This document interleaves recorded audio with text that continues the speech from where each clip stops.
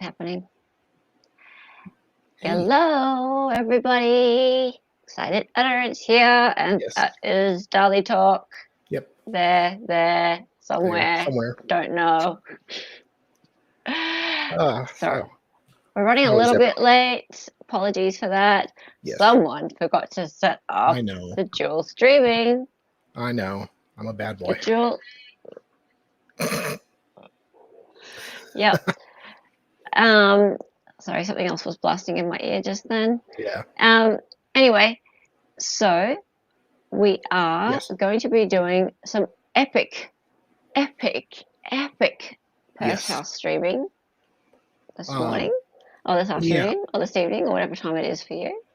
Yeah, there wasn't, because there was like Baker was doing a trial. There was the verdict in that case that Nick was covering. So there was only saw like 4 or 5 people, or maybe like up to 10. But Mo didn't have the numbers she usually gets. Plus, the first witness is really interesting. Well, interesting in a way that I'm going to be able to mock her quite a bit. So They're mockable, interesting. Yes. Yeah. So I think we'll just start from the beginning at 1.25, and hopefully try to get through the day. Can we just ask chat? Like, no one is there anyone here who really saw it? Let's wait for 2 seconds. Have people seen it? Like, how many people were watching it already? Yeah, Pixie. Yeah, you're right. It's hard with so many trials on. How are you, Pixie? But yeah, there's so much on right now. I know. It's crazy. It'll go like 2 weeks without a trial. Yeah, yeah. They always come in bunches. They do. The Karen Reed hearing was really good as well. Was that on? Oh, it was today. Yeah. Really? Yeah. Okay. Yeah. Well, Pixie, that does happen. We were sleeping, weren't we? Yeah. Like at one point, the defense like just made these like really good arguments, and everybody in the gallery starts clapping. Really? Yeah, laughing out loud at parts. Wow. Yeah, that's the one page. Oh, you just saw parts of it? Yeah, okay. So it is a girl he met on Tinder. We miss all of the live. Sometimes we miss some of the live. Like, if it's really important, I'll wake up for the live. Yeah. Yeah, like if it's a verdict or something like that. Yeah. Like, I'll wake up for the live. And some of the live I see if it's afternoon. Yeah. But yeah, we miss a lot of the live. That's true. But you know, I'm here and it's Liv. Yes. I'm Liv. He's Liv. We are Liv. Right. So if people didn't see it, then that's great. We're going to go ahead. We're going to have a fair bit of trial to watch today. So we're going to be going on 1.25 speed, and we're going to plow through it. And let me know though if it's too fast. Also on verdict, watch for Ozone Guy. Yeah. I don't recognize that one. Ozone Guy's the one that's expert's been covering. Okay. In Florida.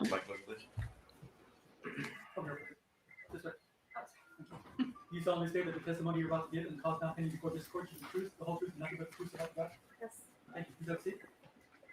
Also, how are you, Eris? I know you've been sitting there trying to work out what's going on with the dual stream. Sorry about that. Angeli. Okay, first initial of your last name is G. Yes. I'm going to ask you to lean right into the microphone so everybody can hear you. All right, counsel. Thank you, Your Honor. Good morning. Morning. Do you know someone by the name of Gareth Pursehouse? Yes. Do you see him in court today? Yes. Oh, she's good looking, and she doesn't even look fake. I know. Nice. I mean, her taste in boyfriends is a little sus, but other than that, she's pretty cute. How much choice do you have in California? Over there, he's in a suit. Could you He's in a suit. Just not narrowing it down. Blue and blue. Blue and blue. Wow. Blue blazer, blue shirt. Okay, identify the defendant. When did you first meet the defendant? About 2 or 3 weeks before Valentine's Day, 2020. And how did you meet him? She met him around the time he had this bitch fit. Hey, Dirk. On Tinder. And for people that don't know, what is Tinder? It's a dating app. And you met each other on the actual application? Yes. Did you communicate with each other using the Tinder app itself? For a brief period of time. Soon thereafter, did you continue your communication via cell phone? Yes. In order to do that, do you actually have to exchange phone numbers with a person? Yes. I'm sorry? Yes. And did you actually exchange phone numbers with the defendant? Yes. Did you store him in your cell phone number under his name and phone number? Yes, ma'am. Can I get your phone number now? Now, when you started to communicate outside of the Tinder single, application, She's did you beautiful. exchange text messages? Yes. Did you exchange phone calls? Yes. How often would you say you communicated in the 2 weeks prior to Valentine's Day of 2020? At least once a day. Aw. Can you all hear? It is really Okay, hard yeah. to believe that he would pick up Yeah. chicks If I like could move this. a little bit too, if you want to. No, scoot up. Is that better? Yes. Yeah, that, I'll ask again. okay. Actually, I don't remember my question. Can you read it back? Thank you.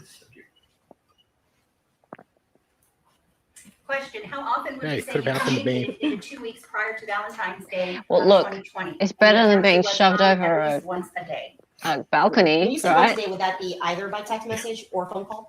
Sure. Now, when did you finally see each other in person after first meeting on the application?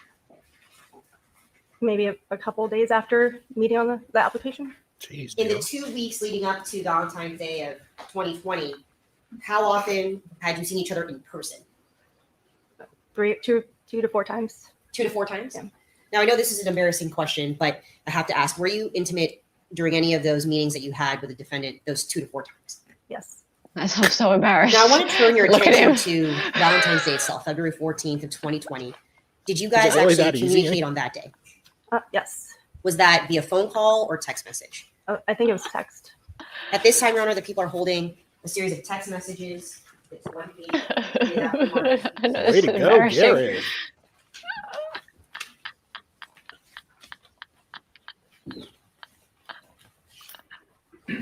Showing you what's been marked as people 68. Do you recognize these series of text messages? Yes. Do you recognize these as the text messages you exchanged? Wait, is that? Damn it. How are doesn't you, have a Wesley? number. I can't sleep. What are you up to, and why haven't you asked me out tonight? Frowny face. In rude home. I told you I'm busy all week. Morning sunshine. Hi, smiley face. Oh, are you he up said to? sunshine. Just got back from walking dogs. Think I'm going to ride my bike to the beach in a bit. It's gorgeous out. Wait, that's her saying it. Hang on. She's the one in green. So what are you up to, and why haven't you asked me out tonight? Ooh, she's a little needy girl. Oh, isn't she? Oh, Why have you asked me out tonight? I told you I'm busy all week. Okay, so he plays aloof. He plays hard Yes, to get. isn't he? Okay, so Well- that's how it works. I see. All right. Okay, you're learning from this, are you? Yeah. Okay. He's gonna have to write him in prison. With the defendant. Yes. Now, How turning your did you just attention- move the closed caption around? Did you do that? Yeah. You drag it and move it. a text message that's No in way. between? Are Yeah. those text messages that you sent or text messages that you received? What I sent them. sorcery is The this? text messages have a dark background, what appears to be a dark gray or black background, are those text messages that you received from it. So this is where you are being cleany, and this is where the accused stalker / unaliver is playing hard to get and not acquiescing to your attention and needs. That's got to be embarrassing. Wow. Correct. Now I'm pointing your attention to the text message in green where it says, "What are you up to, and why haven't you asked me out tonight?" Really, Sadness. Wesley? Is that a How text- embarrassing. Like, that's Most- more embarrassing than asking Irish if they were Most girls intimate. prefer to be chased. It's not my experience. Nah, they do. Really? Yeah. Yeah, well, So, they like- don't like it if you like come after them big time. Like, Well, no, they don't like it if you're too needy. no. But okay, but Yeah. still like chasing them? Or should you be kind of aloof? Sorry, yeah, no, the opposite.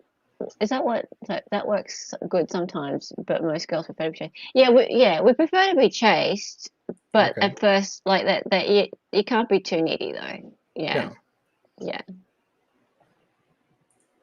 Text message that you sent to the defendant on Valentine's Day. We prefer to be Oh, chased shoot. at a And did he non-stalker respond to level. you? I Yeah, wonder if we can get that's all these exactly text what all I messages noted said. Wonder if you could get all the text messages. Yeah. and reenact them. Yes. Oh, by the way, you remember the Daddy Dom trial? Daddy The Dom guy trial. who unalived his prom date's husband because she was telling him that she was being SA'd and her husband was doing all these horrible things to her. No. So she basically convinced him that she was being abused when she wasn't, and got this guy, her prom date, like 30 years later, to unalive her husband. Darren. Yeah, Lopez. Darren Lopez. Yeah. I emailed the court clerk there to see if I can get some evidence list and get those emails. Really? Yeah. Good job. Thereafter? Yes. Took me a while to track them Now, what down. time was that? Yeah, right. Looks like about 7 p.m. Can you see it better there? 6:48 p.m. It says. And what was his response to you? En route home, I told you I'm busy all week. Now, did you expect to hang out with him that day? I did. And why did you expect to hang out with him? Okay. On Oh, Valentine's she Day? responded. Our office received your request for defendant documentation. Please forward your request to DC Records Crim. Okay. Oh, so I did the wrong one. Okay. Thank you, Christopher. You're a good egg. Christopher? Okay. Christopher's being Unless- helpful with this racy text. Yeah. Okay. I'm working with this. All right. I got to work a little We bit. I had got to been hanging out. redirecting me to someone You- else, but You're And getting really Thanksgiving? good at this. I am. Now, did you find it You kind of are. annoying that his response to you about Valentine's Day was that he'd be busy all week? Yes. Did he actually tell you what he was doing that day? He said he was working on projects with some friends. Did you find that to be a good excuse to not go out for Valentine's Day together? Not particularly, but it is what it is. Now, did you exchange? It is what it is. He blew her off Valentine's Day to go unalive his ex. Dude, first of all, You dodged a bullet, lady. you've Like, been talking literally, for 2 kinda. weeks. yeah. But you wanted to have big plans for Valentine's Day? Look, Text message. she did well. Like, she could have been the one off the edge of the balcony. Yeah. I mean, maybe she's like jealous. Well, why didn't he love me that much? Just throw me off the balcony. I liked him. He Is didn't the like next me. day, February 15th, 2020. Yes. Now, I'm showing you another series of text messages. When was your first communication the next day? 10:59 a.m. And what was that communication? He texted me, "Morning sunshine." I said, Aw. "Hi." He said, "What are you up to?" Now, Morning Sunshine, was that the first communication you and the defendant had on February 15th? Yes. So he initiated that communication with you. Correct. Now, in response to the defendant's asking you, what are you up to? What a There player. was a series of text messages here. Just got back from walking dogs. Think I'm gonna ride my bike to the beach in a bit. It's gorgeous out. Oh, and getting quotes for a trip. Is that your response to the defendant? Yes. What do you mean when you say, oh, and getting quotes for a trip? I was looking into Getting quotes for a trip. See you next fall. Yeah. Fall. how much a trip would cost. What kind of, like a Oh, trip? that's ironic. She tripped and fell. Yeah. Trip. Out of to like a vacation. Oh, I'm sorry. All right, it's the same. Well, it's relevant because the defendant. Well, let fell. me ask you this, and the reasons for those questions is a segue into this. Did you end up seeing the defendant that day? Yes. And how did you go about meeting up with the defendant on February 15th, 2020? I rode my bike on the beach and I stopped by his place. And how did you go about getting a bike to ride over to the defendant's place? I got a jump bike, which is an electronic bike that you can rent. Now, when you talk about a jump bike, is that one of those ride share bikes that you see on the side of the road that you Yes. use your phone to ride? Correct. And when you do that, you utilize your cell phone. Is that correct? Correct. And you receive, Councilman, we laid a foundation for something? yes, Okay, I'll give you some leeway. thank you. And do you receive a receipt as a result of that ride? Yes, you do. Your Honor, at this time, the people are holding a receipt of a trip. May that be marked as people 69? Yes.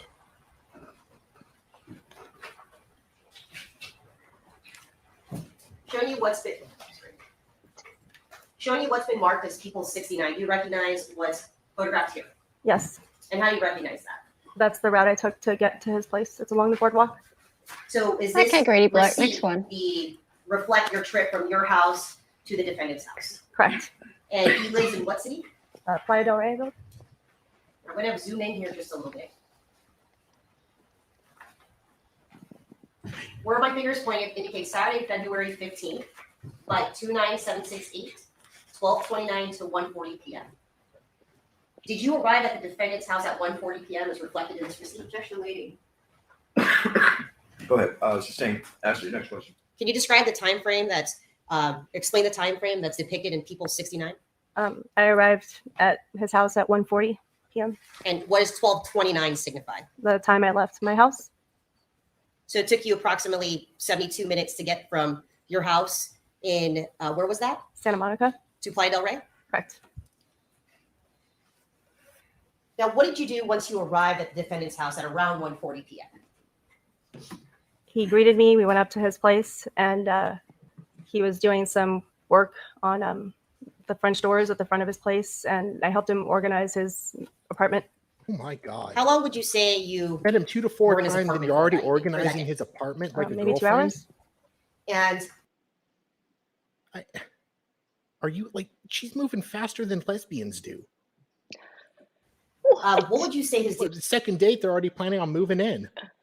demeanor was when you initially saw him? He greeted me, and after that, he seemed sad and distant, I'd say. Now, Aw. You seem Sad sad and and Distant. distant. were you Like he intimate looks on this occasion when you went to the defendant's house? No, ma'am. Did you guys hug or kiss? I think we hugged, but that's it. Was it a Didn't mouth? Maybe give me any kiss mouth or action. Maybe. Was that something that you would have customarily done in the prior times? It's this thing. Sorry, Councilman. Now, you said you hung out in the defendant's house for about a couple of hours. Is that correct? Yes. Did you guys decide to do anything else aside from just stay at his place? No. Was there any conversation about doing anything else aside from helping him organize his house? At that point, no. At what point did you guys discuss doing anything else aside from staying home? Prior to my riding the bike along the boardwalk, we discussed what if we wanted to hang out today and what we would do. Was this on a phone call? Correct. And what was the discussion in regards to what to do that day? I think we threw out ideas. I don't recall exactly, but I think he suggested maybe going to the shooting range. I wanted to go to the beach because it was a beautiful day out and I wanted to be outside. He said he couldn't go in the sun because his skin was sensitive. Oh, he has sensitive Because, skin. I'm sorry, what? He said his skin was sensitive, so he couldn't be outside. And I Aw. think he suggested going to the shooting range after that. And that's, I think, when I said, I'll just ride my bike up to you and teach you how to use the jump bike because he'd never ridden one before. Aw. Oh, Now, while you were hanging out with the Lovely defendant couple in his things to apartment, do. did you notice any I know. injuries to him? maybe he was Yes. just scared of being And seen what by kind the of injury did you cops. notice? There was a bruise under his eye and maybe some scratches on his face. Did you, I didn't get that either. Bruise Probably under his just eye, his and cat. scratches on his face. Okay. On his face. so just so that people can hear you, why don't you try to maybe keep your voice up just a tiny Sure. bit? Sure. Thank you. You said you noticed a bruise and some scratches. Do you know which eye? I think it was his right eye. He had Is a that- bruise. I'm sorry, is that to the best of your recollection as you sit here today? Correct. Did you ask him about how he got this bruise and on his eye? I did. And what was his response? I believe he said he cut himself shaving. Jeez. Find that Already response to be lying? odd? All right, sustain, Did you believe him? sustain. So his response to you asking him about a bruise under his eye was that he cut himself shaving. Well, overruled, because there were two injuries, types of injuries, noted. One was scratches to his face, the other one was the eye bruise, so you can ask the question. Which we ask it again. Go ahead and I'm sorry, what was the question again? So his response to you asking about how he received a bruise on his eye was that he cut himself shaving. Correct. When you say there was a bruise on his eye, did it appear to be a black eye? What kind of bruise? It looked like a small black eye. Correct. Small black guy? Had you seen a black eye on him prior to that day? No, I've never No. seen a black guy on him. I know you said you hung out with him at his place for a couple of hours. I At don't any know. point during the Does he time have you a were with him, did he ever Big mention house of his own that and he ran into an Big ex-girlfriend cool. recently? No. Did he mention to you that he actually went to his ex-girlfriend's house on Valentine's Day? No. Are you jealous? Did he appear did he, distraught to you when does he he, was hanging out with you? is he quite successful? But did he do prawn No. when he was younger? In any of the times that you Oh, hung damn out, it, did he ever Elaine, right? mention running into This his is ex? Hollywood. No. Really? That sucks. Probably got it on the second date, knowing her. Yeah. Yeah, she's quite forward. Did he indicate any thoughts to you on February 15th when you were hanging out at his house that he was very depressed? No. Did he indicate to you that he was at all suicidal while you were hanging out with him? No. Did he ever, in the time that he spent with you, express that he was suicidal? No. Did he suggest injecting tobacco? Nicotine. Whatever. Thank you. No further questions. Cross-examination. Tobacco. Tobacco. Dr. May, I actually have a couple other questions. She's like, life choices. Sorry. I'm regretting my life choices. Prior to Although I do get to be on TV. you had a conversation with me today. Is that correct? Yes. Did you also have a My big conversation break. with defense prior to your testimony today? Yes. And when was that? A few weeks ago. And during your conversation with defense a few weeks ago,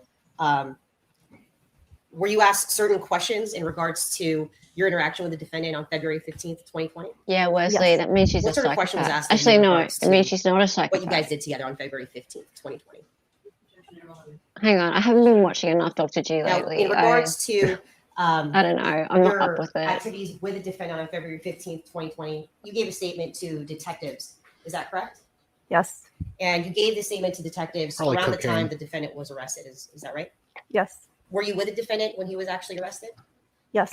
Where were you guys going? He was dropping me Yeah. off at my house. And during that conversation with detectives, you indicated to them what you did with the defendant while you guys were hanging out. Is that right? Correct. Was that same sort of question asked from you by the defense? Yes. Did the defense bring up with you that What? Yeah, why would you ask what the defense was asking? Let me hear the question.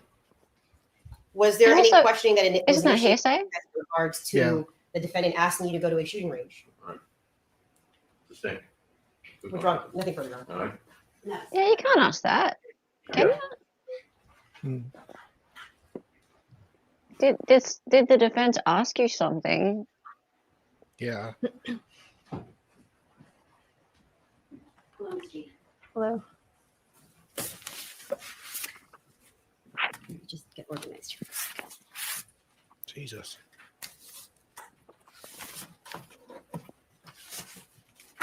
Oops.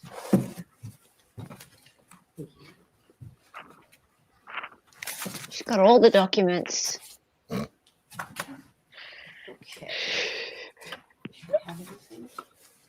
Let's see if this stays up here. All right, so I wanted to start by asking you when the first time was that you met Gareth. It was a few weeks prior to February 15th, 2020. Do you remember the date? No. Okay. And when you met him, what did you guys do? We went to a comedy club. And was Oh, this really, for a friend's Wesley? birthday? Correct. Yeah. Do you remember who that friend was? No. Does the name Corey Serves Soria him sound right. familiar? Sorry. No. Okay. And that Some was friend. at which comedy club was it? The comedy store or the Laugh Factory. I can't recall One which of those one. two? Yeah. Okay. And did you both arrive late and then leave early? Oh, yeah. I don't recall arriving late or leaving Did you give it early. up on the first date, Right, sweetie? whenever. We're gonna Yeah. leave Yeah. early. And do you know approximately the date you first started interacting with Gareth? Again, a few weeks prior to February Ah, 15th. bullshit. So Really? On February 15th, you get this text message, Morning Sunshine. Cool. And Yeah. you decide to take your jump bike and Ah, ride damn it. to Gareth's. I missed so much Right. when I'm Yes. asleep. And Yeah. how many times had you been to that apartment? I think twice before. Okay. Twice. So this was the third time? Yeah, either the second or third time. Okay. And when you arrived, And you know what you happens on the find third time? that the condition wait, of no, the you don't. apartment. No, you don't. Yes. And could you tell us why it bothered you? It was just disorganized. I think he was doing construction work on his front patio doors. So all of his things were kind of like piled away from that area, and it was messy. And so you found it very disorganized. Rarely, occasionally they do. Wesley, sometimes. Yeah. Sometimes they surprise you. You found Every now did you and suggest again. that I think you help this one him was a bit organize different. everything? Correct. Yeah. This one was a bit of a different case. Cool. I'd like to show you some pictures if this will stay up.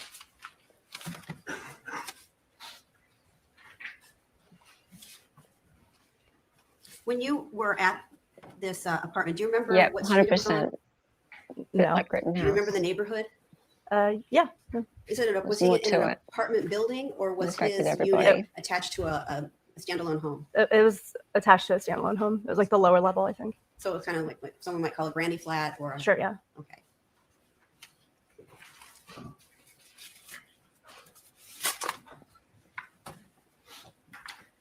So I have a series of photographs I'd like to mark.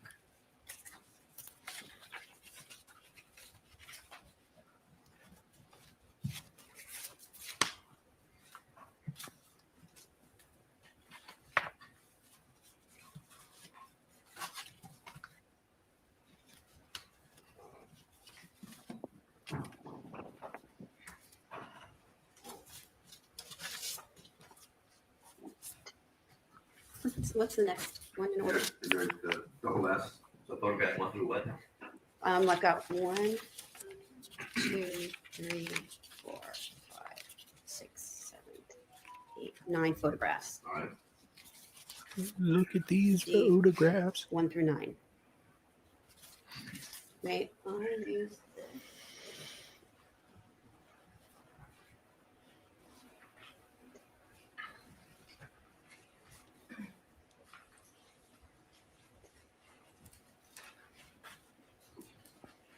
Okay. God, they're jerking me around. Who? Now I have to reach out to Perrywood for the list of Perrywood. exhibits. Unfortunately, exhibits are not kept in our court files. Perrywood sounds like some porno? sort of. No, it sounds like something you'd pick out of like a flooring catalog. I know. Or a porn name. Maybe. Okay, you have the documents. You have the exhibits. How am I supposed to know what I'm able to request? For God's sakes. Seriously, Kenosha can do this better than you.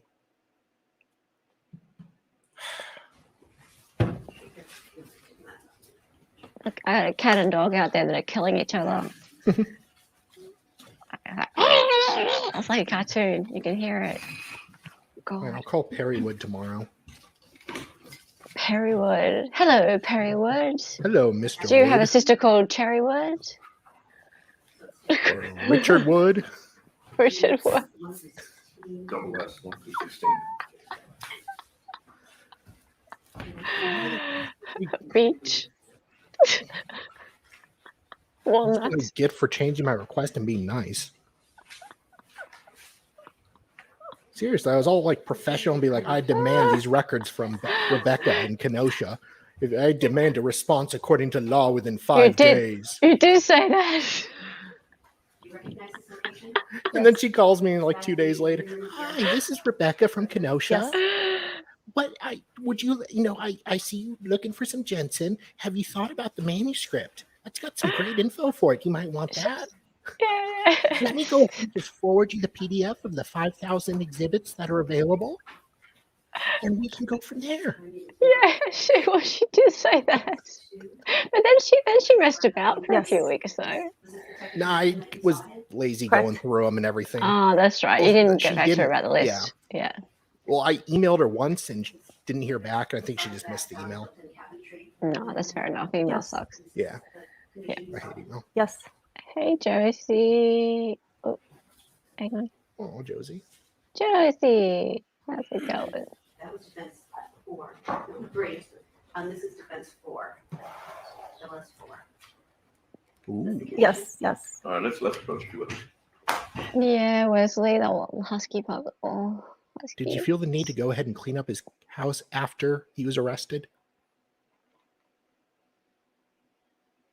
Rebecca is competent. She's awesome. She is good. I don't know how old she is. Older, in 50s probably. Why are we asking this? Why? Are you trying to set Rebecca up with Sal? Have you considered a flight over there? How far away is Arizona from Kenosha. Kenosha?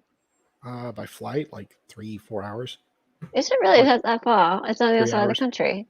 It's like halfway. Yeah, I've thought about going to Kenosha. Why? Apart from the Just- Rebecca thing. No, not her. I don't know, just because I know people there and want to see the courthouse. Really? You want to see the Mike Jensen courthouse? Well, that too, of course. Are you for real? Yeah. Like, it's not a tourist destination, is it? No, God no, no. But like, go down. Go down like where Rittenhouse was and check out the Oh, car dealership.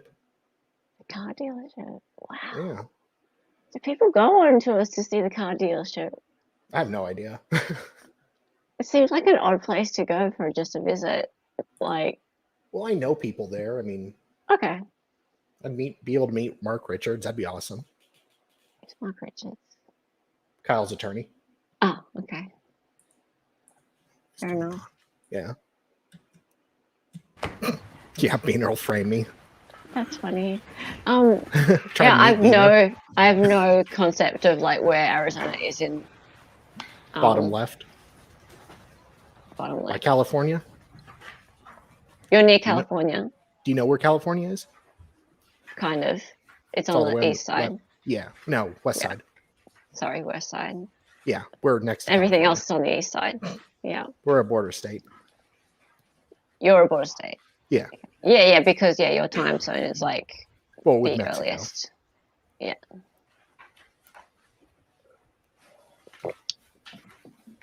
So I know about as much about your geography as you do about mine. Fair. Hey, Christine. Right, Pixie? Right, so the next one would be Yeah, I was gonna say Natalie Wisco is there, 5. Yeah. All right. Plus, I could meet Grambo. The one for 6 photos. and like you could see Sol, 6 additional Oh, yeah. photos and plus 16. Sol and Jen. You said Yeah. so Yeah, sure. Whatever you want. That's fine. Does this accurately reflect the state? Yes. There seems to be construction materials. Is that correct? Yes. Is this state of his bathroom? Yes. And this is 6.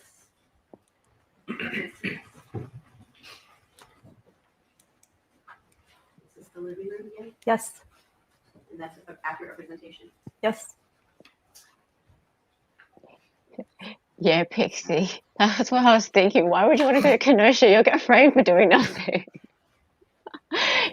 Don't leave your phone off in Kenosha. Is this Do accurate not. representation? Yes. Don't turn it off. Don't put it down. Just don't. Right? Don't touch it. Don't flip it. Don't toss it out a car window. Yeah, but keep it Yes. active at all times.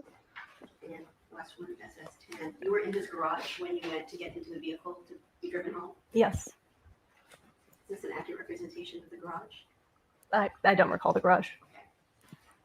So, Ms. Bernstein, I'm just going to modify a double S is 1 through 10 as opposed to 1 through 16. Okay, thank you. All right. Yep. So it's 1 through 10.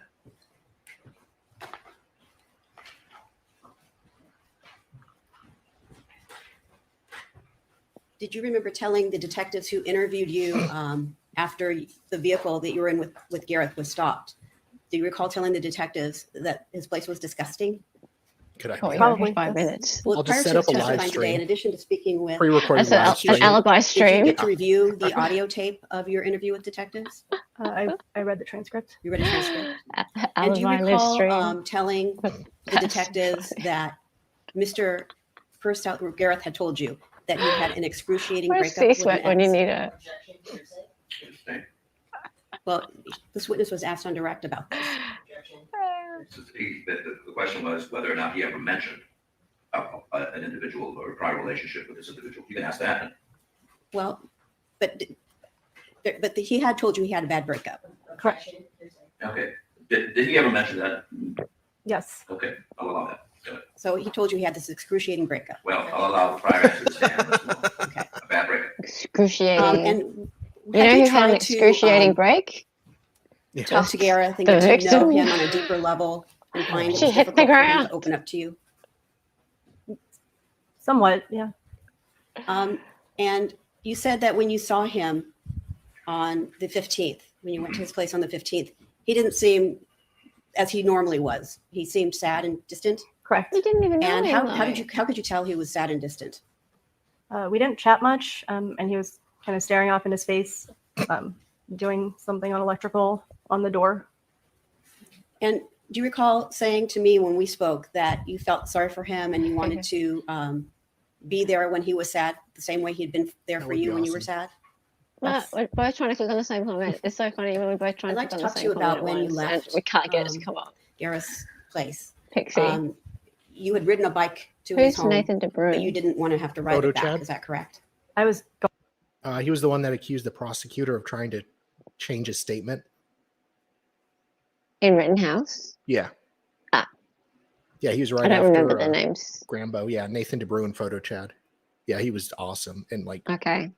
the prosecutor hated him because he was destroying their case, and he was also friends with Kenosha County I. Who gets Kenosha into County. pissing matches with, I know, but he gets into pissing matches with the Kenosha prosecutor's office and has like filed lawsuits against them. So yeah, it was all this going to drama. write it back. He offered to drive me home. Okay. I like riding bikes. Kenosha County. It's not I. unusual. Okay. So Mm. he offered to give you a ride and you accepted it. I got a bike you can Because you ride. had some friends that you were meeting up with later. Correct. And so you and Gareth walked out Yes, the same, back of his Josie. Residence. I know he also thinks Mark Yes. Jensen is And there's guilty like a too. long flight of stairs that lead through the Well, yard. and okay, I can forgive him for that that. lead to the detached But- garage. Yes. Literally, In the detached he garage. must have been sitting in a Like- different bloody courtroom for And Zach so, Anderson, I swear. Yeah. He opened, if you recall, did he open up the garage door with him, or did you go into the garage and he went out front by himself? I don't remember. Okay. So then you both did get in the car Yes. and he drove out of the garage. Correct. And as you both were driving out of the garage, what happened? We were blocked in by several cars, and I wasn't really sure what was happening. I think they were normal-looking cars, and then I think it was a police car showed up at some point, and then they started telling him to get out of the car. Did they tell both of you to get out of the car? They asked him to get out first. And how did they ask? Objection. Sustained. Did you see any guns drawn? Objection. I'll allow the answer. I think that one witness already testified that there were. Were the guns? Did you notice any guns drawn? I don't recall, honestly. Was it scary for you? Very, I'll allow the answer to stand. Could you repeat your answer? very. Hang on. Did Okay, Gareth so say she anything was during there when they reassuring? came to arrest him. Yes. What did he say? He said, Objection, hearsay. I'll allow. Lol, just do what they say. poor thing. And did you see Gareth get out of the car? Yes. And how was he able to get out of the car? Through the passenger window or door or window, I can't remember, but and then he What? got face down on the ground. Window? And was that according to the instructions that were being yelled at him? Yes. Yes. And the instructions were yelled at him by officers? Yes. Yeah, it'll stand. I'm sorry, it It'll was stand. stand. Go ahead. Sally, you left it a good bit.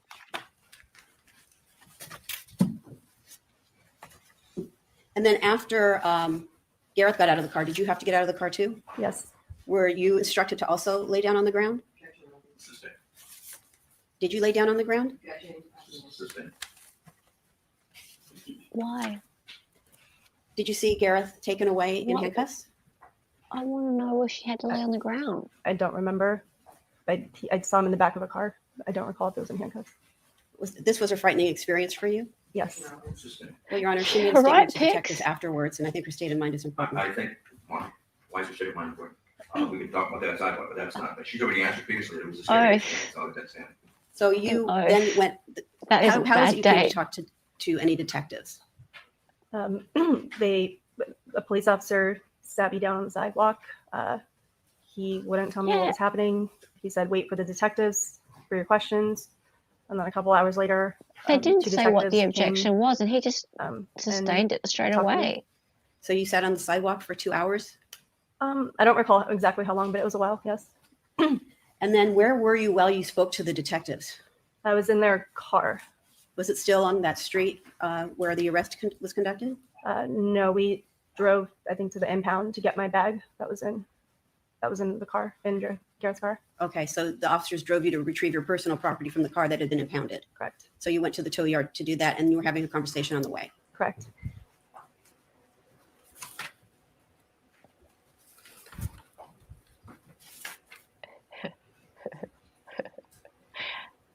Have you been listening, Now, Sal? when you say No. you saw scratches Oh, you on missed out. Gareth's face, Oh, did where I? did you see the Okay, so they were on a date, Mhm. and the cops did a felony stop on them and arrested him.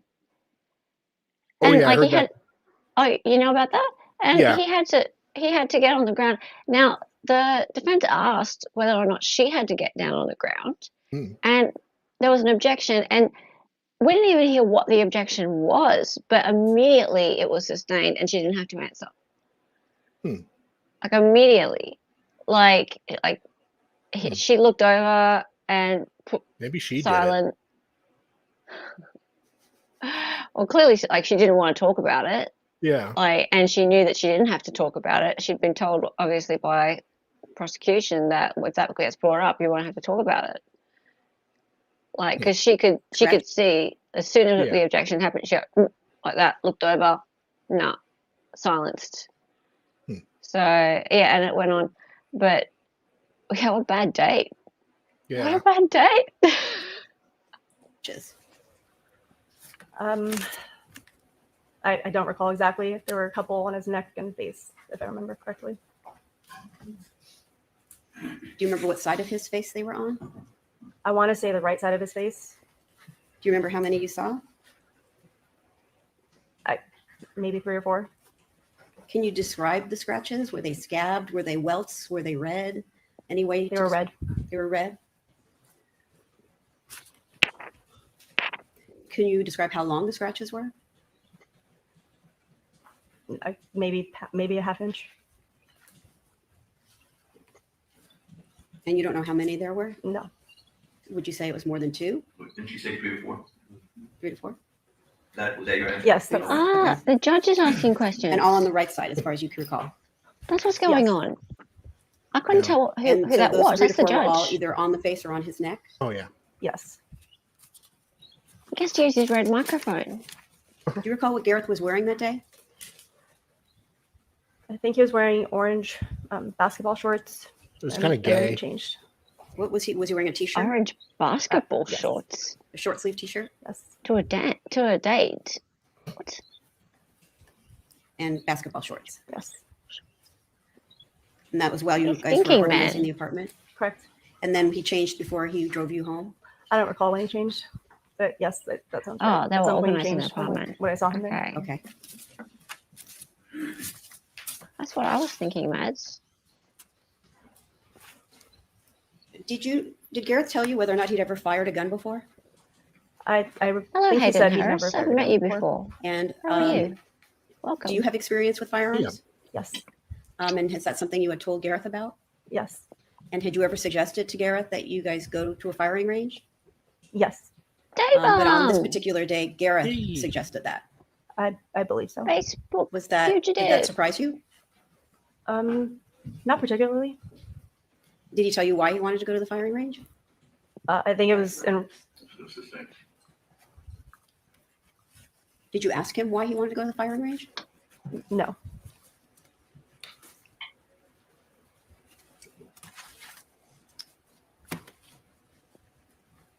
Were you aware that Gareth's father had died recently? Sustained. Aw, poor guy.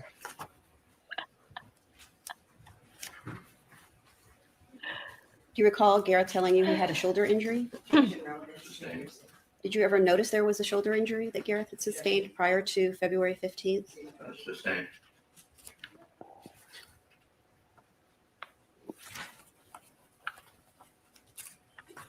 It's only 97 here.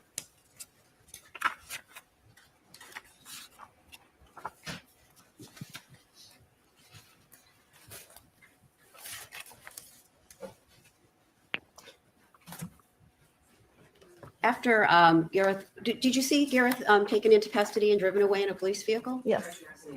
Yeah, I'll let you understand that. She said it, yes, please. Did you say his name in bed? Oh, Gareth. Just like that? That is like the most effeminate possible spelling of Garrett. It just say Garrett's your name. And so you still remained at that location after Gareth was taken away. Yes. Did you observe his demeanor during the arrest and transportation away from this location? I'll allow the question to be asked. Did you observe this demeanor? Yes. Okay. How would you describe it? Calm. Aw. Thank you. Nothing further. Any regret? He knows he's innocent. I bet he felt She silly asked working some around the questions house about, that morning. the defendant's place, and you had responded that he was working on the actual apartment. Is that correct? Yes. Did he tell you what he did for a living? Yes. Did he do construction? It's sustained. Was he in construction? Scope. Well, the first question you would ask about whether he was in work is his home. That's different. And I'm the sustained objection the way this question is posed. Did he tell you what he did for a living? Yes. And what was that? So the sustained. Admission by party opponent, Your Honor. I'm sorry. What he told her he did for a living? Admission by party opponent, Your Honor. What? I understand. Let's approach you. Okay, but okay, whatever. Living? Yes. And what did he say he did for a living? Software development and apps. I think he's And what? For apps. Okay. Develop apps. his blood, and Now, you were there's asked a a series video of of him questions like on cross-examination stealthily about this approaching conversation a you camera. had with detectives. So just to be clear, you had a conversation with police officers sitting down in a curb as well as in a car on the way to pick up your personal belongings. Is that right? Well, again, no speaking objections. Is that correct? If you stated it that way, if it's not correct, I'm sure this will correct you. So. Is that correct? I'm sorry. What's that? Sure. Did you have two separate conversations with law enforcement on that day? Yes. One was by the curb. Is that correct? Correct. And one was in a car on the way to get your personal belongings. Correct. Now, your conversation with detectives was recorded. Is that correct? Yes. Now, when you were speaking with detectives, did you ever bring up your conversation that you had with the defendant in regards to going to a shooting range that day? I don't think so. You were asked on cross-examination whether the defendant ever indicated to you whether he had fired a gun before. Do you recall those questions on cross-examination? Yes. Did that ever come up in your conversation with detectives? I don't think so. When did that ever come up? Not at all until I spoke with the defense. Did Mr. Pursehouse indicate to you that he was dating other women during the time that you were seeing each other in that few-week period? No, he never cheated on me. The film was done in cross-examination. There was a breakup with the prior relationships. I'll allow that. This is regarding currently. Currently, did you say no? At the time that they were That's right. together, I guess. Not allow it. He did not say he was seeing anybody else. Did you assume that he wasn't seeing anybody else during that time? Yes. Aw, Thank you, nothing further. Okay. thank you, Dave. Hey.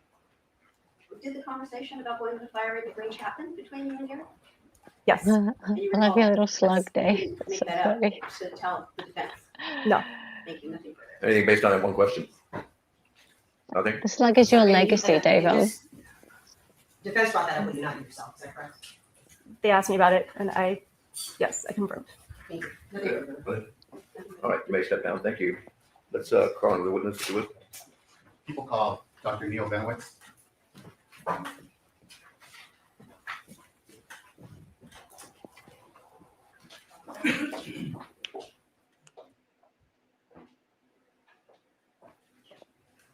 We'll take our break at 11, ladies and gentlemen.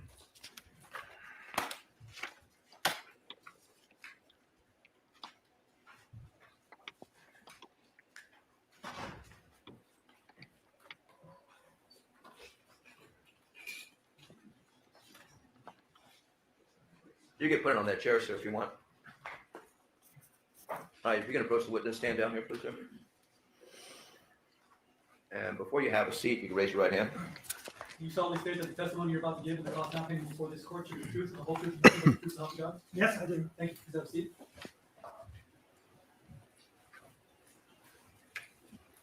Please state and spell both your first and last name.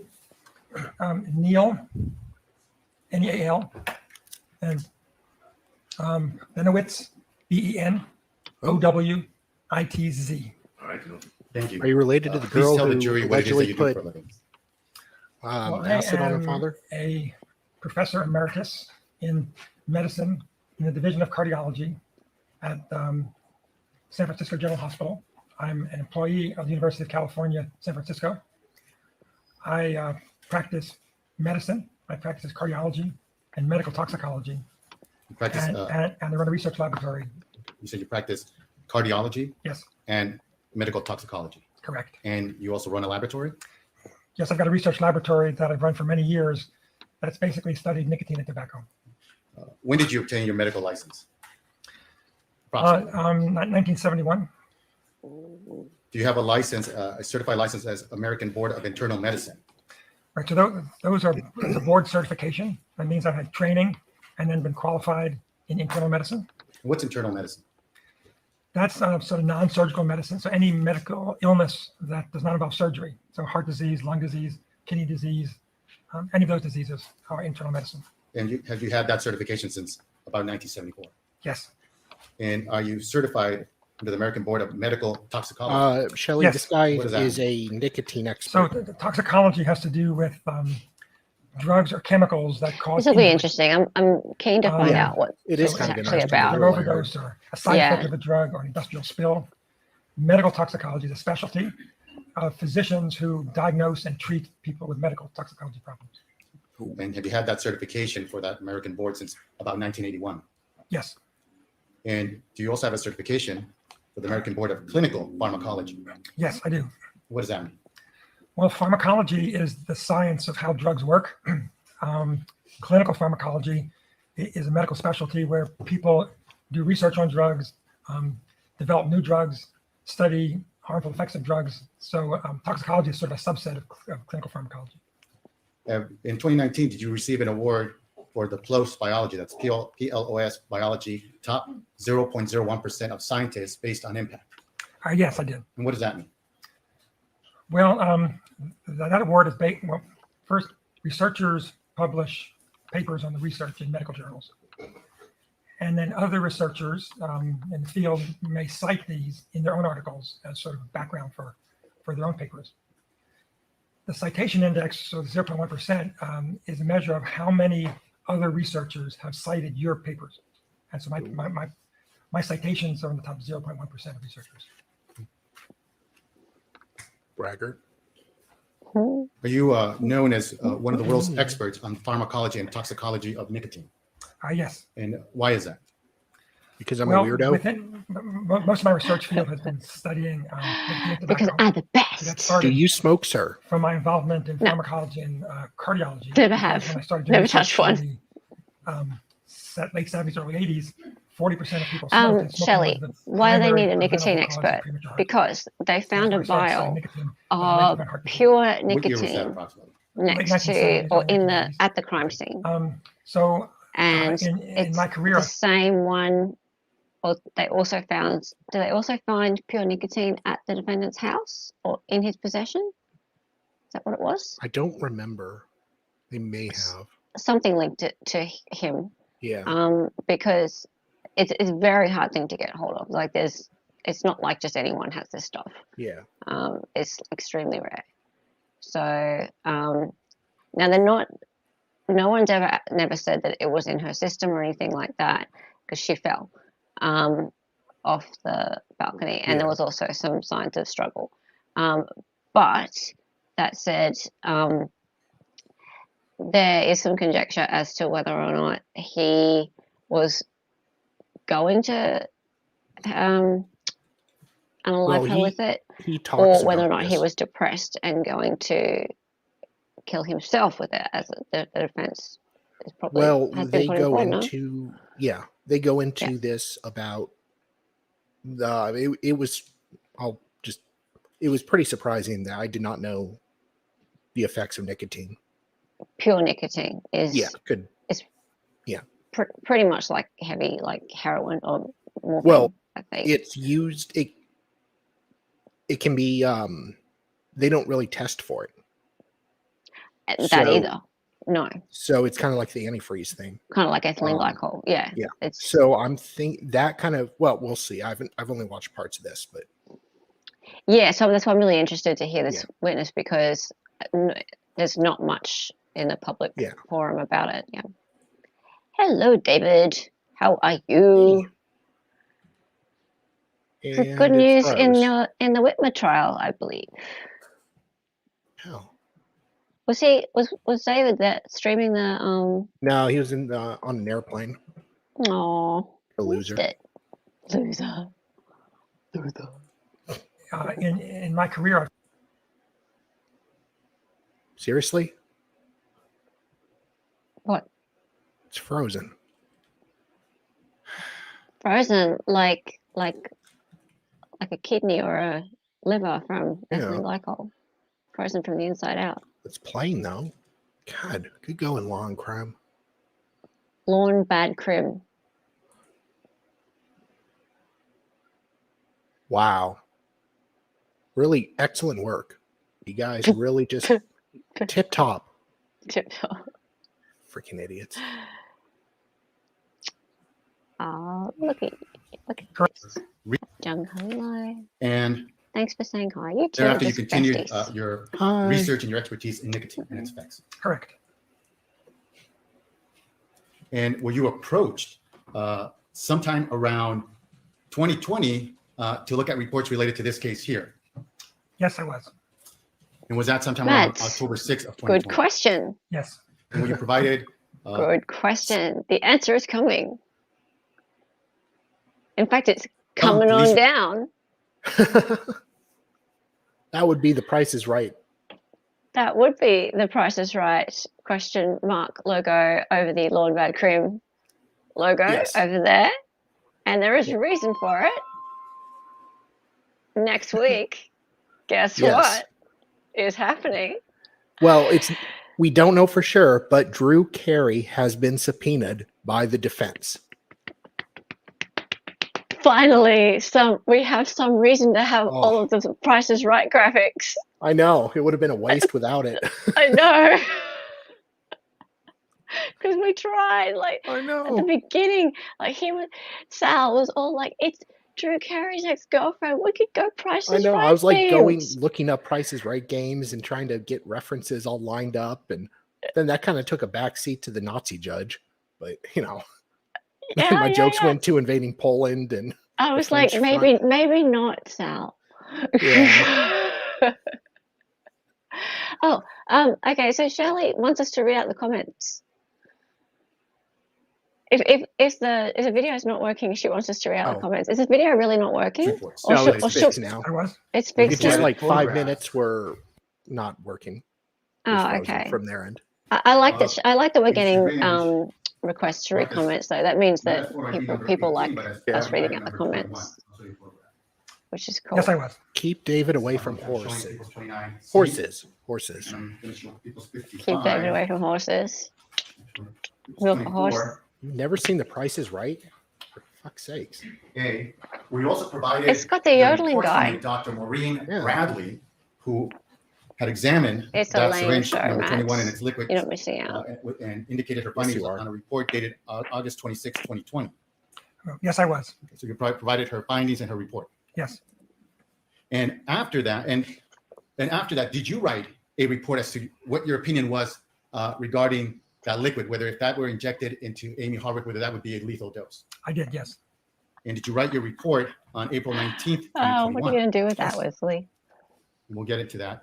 And did you indicate in your report that had that amount of pure nicotine been injected in Amie Harwick, that would have been a lethal dose Yes, I did. and likely to kill her? Yes. Lightweight. Were you provided after April 19, 2021, now going to September 21, 2021, were you provided with the preliminary hearing transcript for Dr. Bradley's testimony on that date of September 21st, 2021? Yes, I was. And are you familiar with the FBI laboratory? Just to that report. And in reading her testimony, did she indicate that her laboratory could not quantify the purity of the liquid, that her lab would not do that? Yes.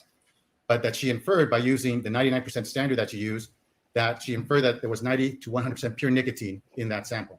Yes.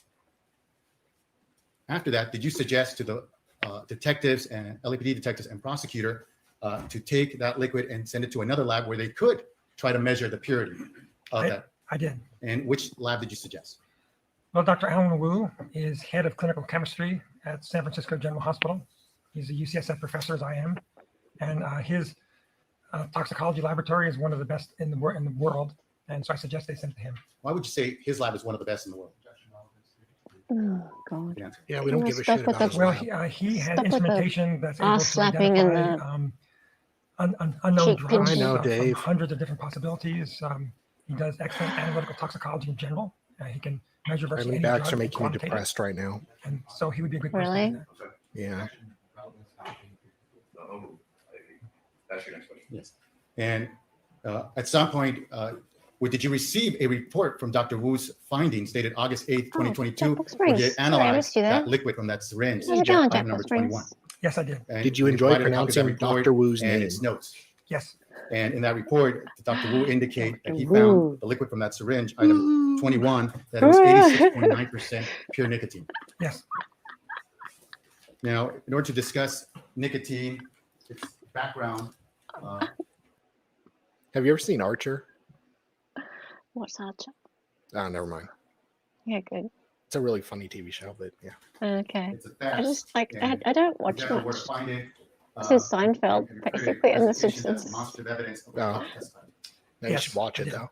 And I'm now gonna play It's really funny. the slide. Can we go to the next Yeah. slide? But before we do that, let's take a break, just so we can start anew. Oh, Just that's out of rude. my own curiosity, nothing to do with this case, what would you say the percentage of people that smoke today?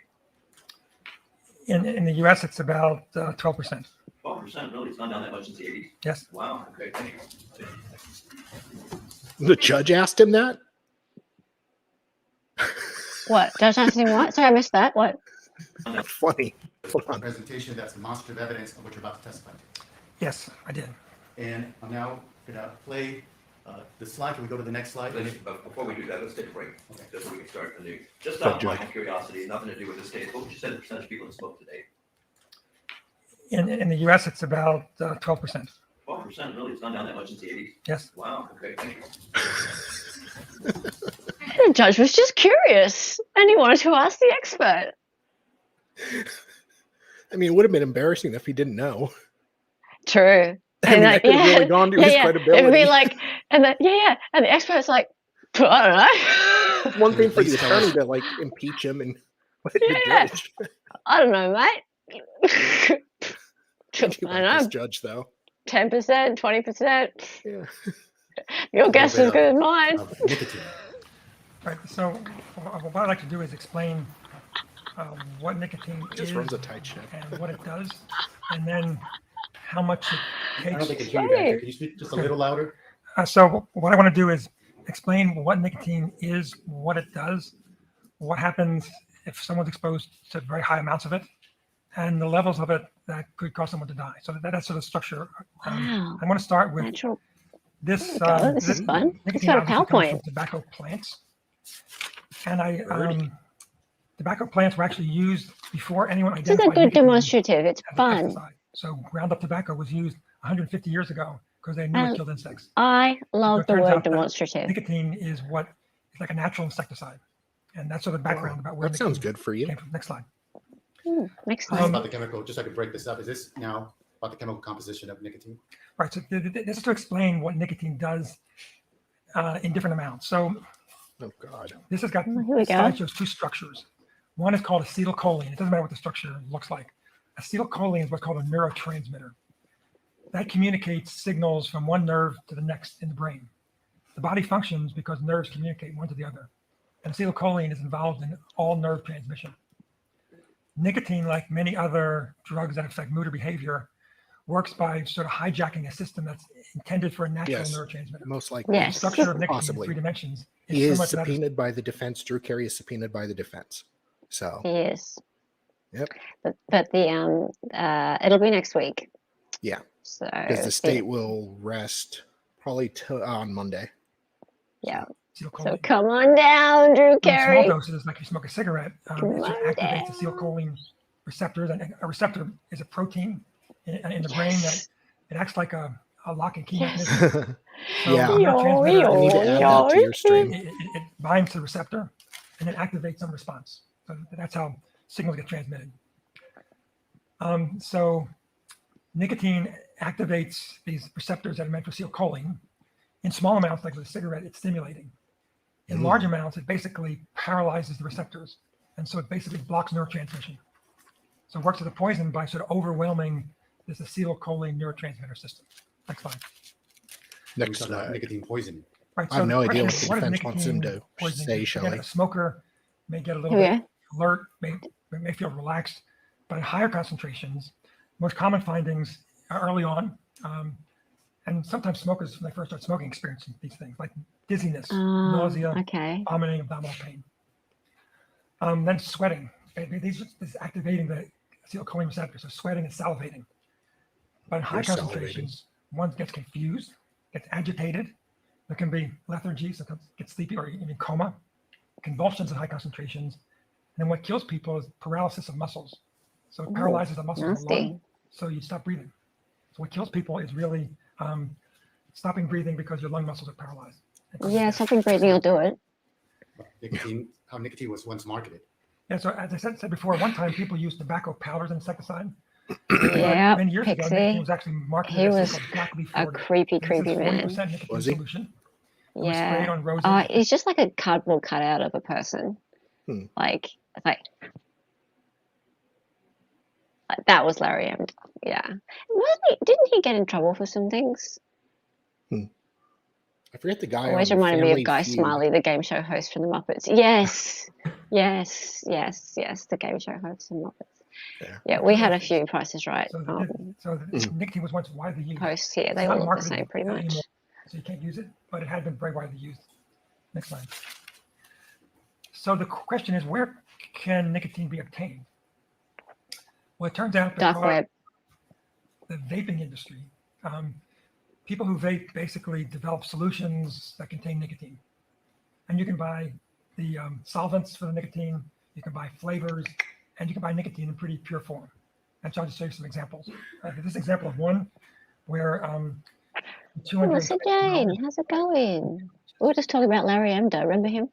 You can also buy 50-liter drums, so like a vape shop would do that. But they also have warnings. So if you go to the website, it says nicotine is highly toxic. Nicotine is very addictive.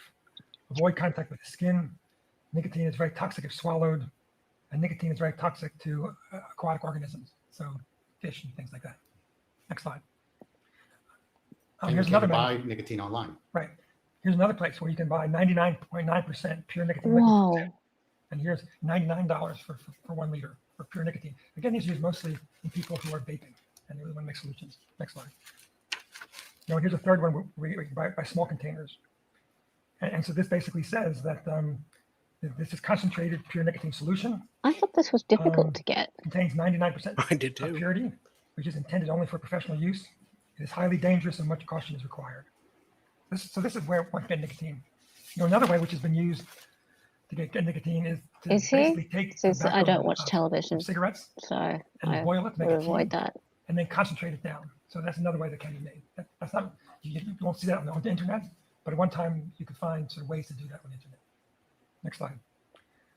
So now I want to talk about how much nicotine is in a cigarette, what a smoker gets, and then how much is in pure nicotine liquid. So first, one tobacco cigarette contains 10 to 15 milligrams of nicotine. A milligram is 1,000th of a gram. It's a very, very minute amount. A smoker, True. when they Yeah, smoke, it's like takes in 8 1 to 2 milligrams or milligrams. something in a Most of us cigarette, like ends a up either average. smoked in the air or ends up in the tobacco rod itself. But a smoker takes in 1 to 2 milligrams. Now, I said that a milligram is a small amount. So 1 milliliter, which is like 1/5 of a teaspoon, weighs 1,000 milligrams. Yes, it That's would. how small 1 That's a milligram is. ton more. So if you took 1 milligram of a pure nicotine liquid, you would have 1,000 milligrams. So that's 1/5 of a teaspoon contains 1,000 milligrams, which would be equivalent to smoking from 500 to 1,000 cigarettes. Can I just stop you there for a second? Looking at Okay, I see what he's getting at, right? So it's impossible to sort of get it down to a small enough amount. It would be very difficult to get it down to a small It's enough my amount to understanding it's ingest. 1.5 milligrams. It's 1.5. Oh, no, 1.5 milliliters. Right. So now going back to your slide. So that would be more than the 500 to 1,000 cigarettes. Right, that would be from like 750 to 1,500 cigarettes. Next slide. So then the question is, how much nicotine does it take for someone to die, exposure? And this has been studied. It's very difficult to do experiments, obviously, in people. The way this has been done, and this has been published in medical articles, is to look at levels in people after they die, in their blood or their body tissues. And then from Well, I studies think like people who vape, they said live this with like amount of nicotine is paraffin. is equivalent to taking in this much nicotine. It's called So the estimates, and this is from the most authoritative Is that what article it's that talk about called? this. what's that juice Is stuff? that taken by mouth, if you're exposed to 1 to 13 milligrams per kilogram body weight, And then even then, it gets filtered through the. potentially lethal. Yeah. Or injected. When you inject it, it's more potent because when you swallow something, I don't know body the names breaks of it all down, these targets the pieces, first but part. it gets When you filtered inject it, it goes out, so you only end up with a small amount per breath. 1 kilogram, that's about 2.2 pounds. 1 kilogram, 2.2 pounds. But if you've Yes, got so a the pure stuff 70 kilogram in a person- vial like that, That's good the luck case. being able to get like a couple of And milligrams so by into injection, your it's estimated that mouth. 4 to 5 milligrams per You'd get kilogram more like would be 100 milligrams into your mouth at the very least at a time. Yeah. So in this case, again, this is a syringe, so there's 1.5 ml of liquid. This is the syringe we're talking about in this case, which these photographs, the top photograph, is that a photograph taken by Dr. Maureen Bradley as part of her report, and is the photograph at the bottom a photograph that was provided to you from the crime scene? Yep, that's my understanding. So Dr. Alan Wu, who is a colleague of mine, did the analysis and found that there was 86.9% nicotine, so it's almost pure. There's a brown color, so pure nicotine is clear. It's a clear liquid, but with time, some of it breaks down. And some of the breakdown products are a little bit brown, so that's why cigarettes cause like brown teeth and whatnot. Can exposure We've gotten our smoking down to under 10%, I believe. Air, And smoking is almost completely, Yeah, people but who are it's left that smoke just in storage and storage. have been replaced by vaping a lot. So if we go back to the syringe, Which so I think is 1.5 still just wonderful. would contain, Which isn't really more than that much 13 It's better, not I don't think. smoking. No, it's No? much better. Is it? Vaping is So we have to figure out so much better than how- smoking. Like if you What was that Google dose it, if Miss you'll Harwick was find that exposed to vape, compared to like what we know vaping is not is smoking. lethal levels. It is, Miss Harwick it's weighed not smoke. It's not 100 burning pounds, something. which It's not was- carcinogenic.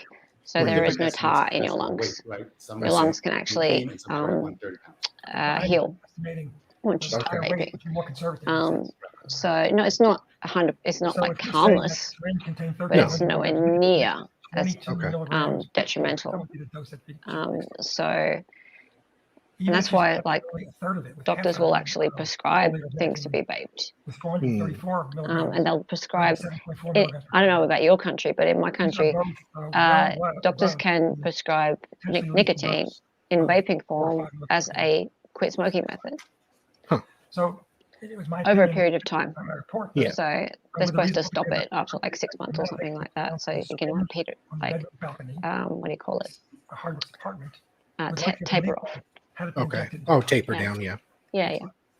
Now, how would someone, how would the general public find out, or is there information for the general public out there where they can find out Agreed, Wesley. information about using nicotine to kill someone? And it's stupid. I understand why Yeah, they're so doing it. There's actually But- Yeah. It's really wrong. This is from an article written in Wired magazine in 2012. What is Wired magazine? That's like a tech magazine. It's widely I available. would You can get recommend it, some- Eris. Subscribe to it. And this sort of gives the history of If you're having trouble quitting smoking completely, then murder. vaping is a great way to go. And makes a point, which is important, that nicotine has been used because it's very hard to tell. There's no specific findings at autopsies that someone's poisoned with nicotine. The other thing you can do is if you're mixing it up yourself, you can taper down the amount of nicotine that you're putting into the mix.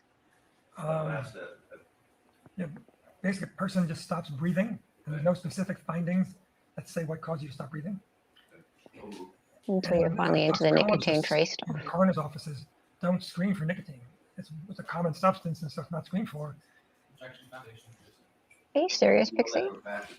In Victoria, is illegal. You're kidding me. Unless there's some suspicion that someone asked them to. How do you know that, sir? That the coroner's office is not. I expect that's unless you've got a prescription or I've something. spoken with coroner in San Francisco, and it's my impression that it was not screened for in this case. So anyway, this is something that was been well known. This article explains it. And then there have also been a number of television shows that you can watch that talk about nicotine that's been used in a murder scene. So in 1991, there was a Columbo episode where nicotine was used in a murder. A Columbo episode. We'll move on from that. Really? Yeah. But this is speaking about the. There you go. It's not so unusual if it's on Columbo. Okay, so let's move on to it. One more thing. And you mentioned that without mentioning specifics, but there are other programs and shows that are out there for the public where nicotine has been shown to be used to commit murder. Yeah, all you have to do is basically search the internet and say TV shows. No, don't do that. Mark Jensen learned that the hard way. And what is your fee?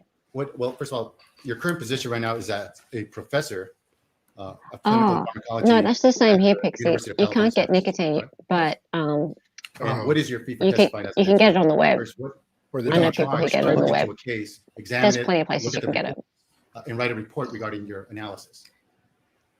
or you can get it with a prescription. And how many hours have you dedicated to this case? I have 5 hours prior to coming to this trial. And you've written a report too, Yes. correct? And does it include travel plus 3,000 for half a day of testimony? Right. And that's billed the same way. Yes. I have nothing further on. Thank you. Good morning, Dr. Feinberg. Good morning. I want to try to get you out of here before lunch or earn you another $3,000 for a half day this afternoon. So the LD50 that you testified to this morning, Yeah, I should. you testified that it was 4 to 5 milligrams per Yeah, I kilogram, should get right? a sponsor. And that the liquid in the syringe in this case you calculated to have 1,303 milligrams. Well, of if I get nicotine, some and that was more based on Dr. Wu's work. Viewers, I'll start having be sponsored by Raid Shadow Your Legends. calculation, that would be enough to be an LD50 for somebody who weighs up to 260 kilograms, right? I'm not sure I understand the question. So, sorry, The you said you calculated that there are 1,303 milligrams in the syringe that was found in this case. Yes. So that amount of nicotine in the syringe, calculating it through your LD50, would be enough to be fatal for somebody who weighs up to 260 kilograms.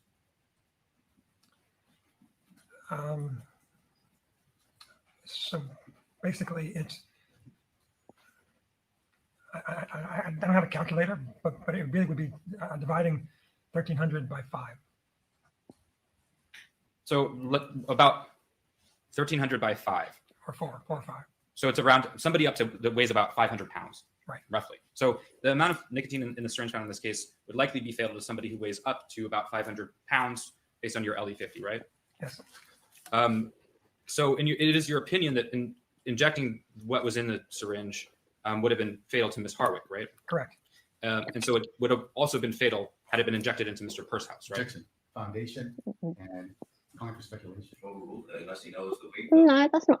Why is that speculation? Assuming someone weighs this much. Assuming he weighed less than 500 pounds. Yes, it would. I think we can assume that. Gas chromatography and mass spectrometry on He's many gained some weight, but not that much weight. unknown liquids, for example, Yes. blood, Yes. urine, Yes. and it can be used to determine the levels of nicotine and cotinine in these kinds of samples, right? Correct. It's a very specific analysis and very sensitive. Yes. Many laboratories use this procedure. GCMS. Yes, they do. It's been around for a long time, right? Yes.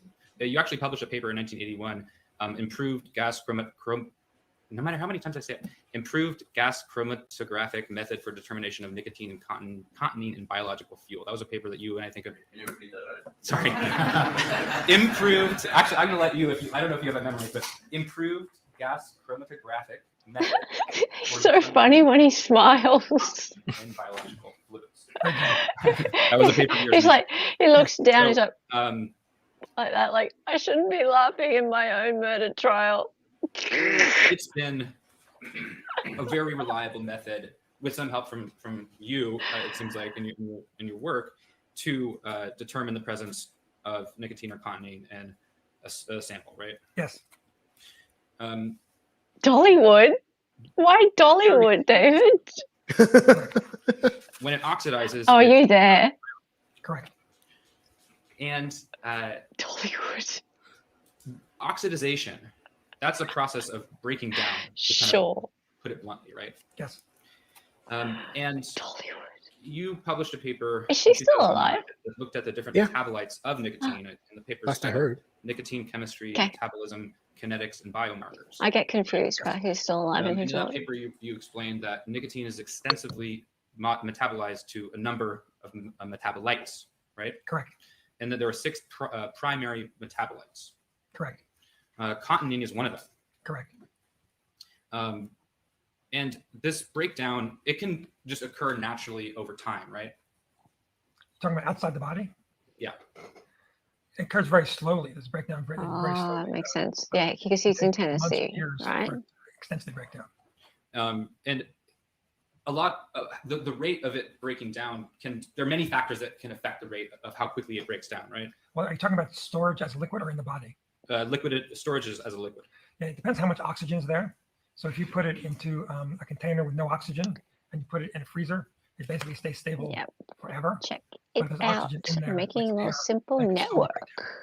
Yeah, so there's things like Which this very learned channel is part of. Hot room versus a cold room. All of those are different factors that can Somehow. affect the oxidization and breakdown of nicotine, right? Yes. Great. ABC now 2020 is doing a show on pyridine in a Melissa Turney. GCMS test of a sample. Oh, really? Yeah. I bet she's happy. We're on Sarah Turney, sorry. Sarah, that's what I mean. Yes, I'm sure you meant Sarah. Yeah, she'll have a bit of a wine. Indicating nicotine and cotinine. Yes. Also seeing pyridine would make sense, right? I'm checking on this though. I'll give you some feedback.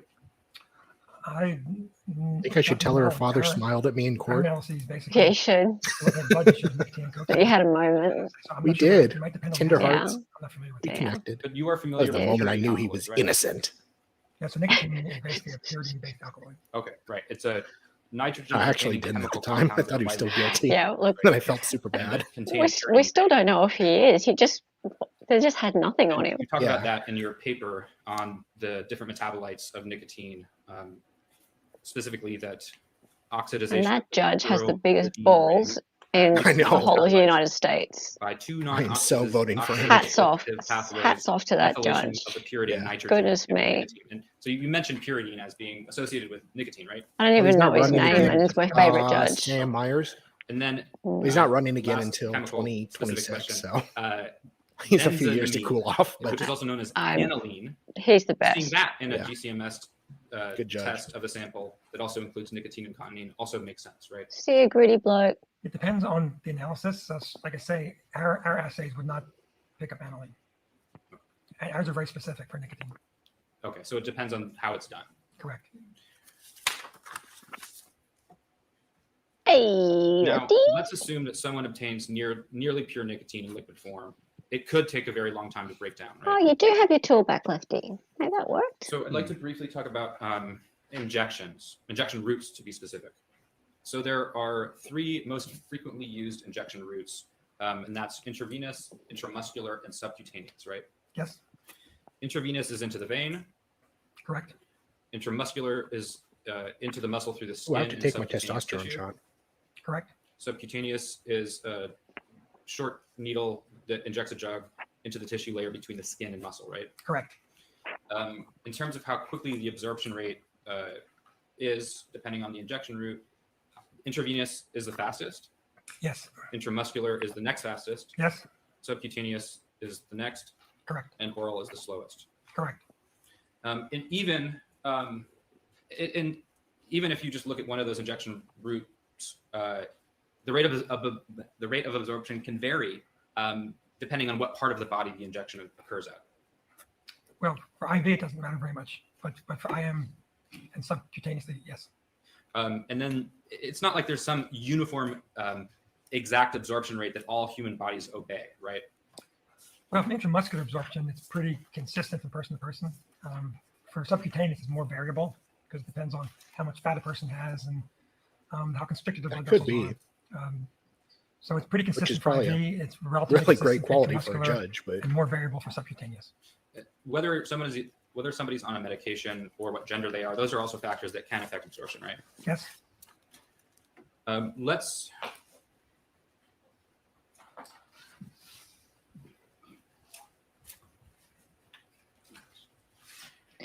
now. Have we even had any toxicology phlebotomists, report to say that she had this in correctly her system or not? correctly doing an intravenous injection. she did not have it in in a her system. I therapeutic don't hospital think. type setting is not So why are we even talking about it? Correct. Because they that's why found have to it go to- there and that's it why goes to- phlebotomists have to go to school and get trained for that, right? He was planning to unalive her. Mm, And she didn't just trip if and nicotine fall. is injected, okay. say subcutaneously, that's going to cause a burning sensation, right? Most likely, yes. Injecting it directly into a vein would also cause a burning sensation. It depends on where. If it's a large vein, it might not very much. A small vein probably would. And the more nicotine that's injected, the more painful it would be. Now, just want to think about this. If someone were to be injected against their will, they would likely struggle. Probably, yes. I think so. And if somebody were injected under those circumstances, you would expect to see hemorrhaging beneath the injection site, right? Oh, yucky. The end of this last response by saying, I think so, that's speculation, so let's move on if you would. All right. If there's not like a clean injection, then you would expect to see hemorrhaging beneath the injection site, right? Injection foundation, speculation. I don't know, are you able to answer that? Well, it's a sort of a common sense thing. It depends how much trauma there was. So if you inject someone very quickly, and then you might not see very much at all. If the needle is in the skin while the person is moving around, you would see more. So it just depends. Yucky, Wesley. Bruising as well, you would expect to see in a setting or in a situation where the injection is not like you're not sitting in a hospital room and it's not being administered. You'd expect to see bruising as well. Okay, he's trying to get something out of him he's not going to get, right? Yeah. Give it up. Mr. Avila went over all of your board certifications, right? Yes. And you're a professor and a doctor. Yes. Do you have the foundation to answer the question that I asked you? Again, counsel, True, man. Why would you bother injecting it? if you expect to see, and I think of prior responses, it depends on how much the person struggles and how long the needle is in the body. If you inject somebody very quickly, I believe the doctor said you wouldn't expect that. If the needle is in the body, coupled with struggle, you're going to see some hemorrhaging or at least some bruise or Right. contusion. All I asked was, and he answered that you would see some bruising. Yes, you answered that. Yes, so it depends on the circumstance. I thought you sustained Mr. Avila's But- objection. But you already got an answer to that. Don't argue with the judge.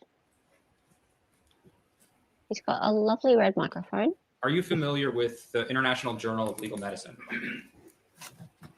I have read a few articles from that journal. It's a peer-reviewed journal, right? Yes.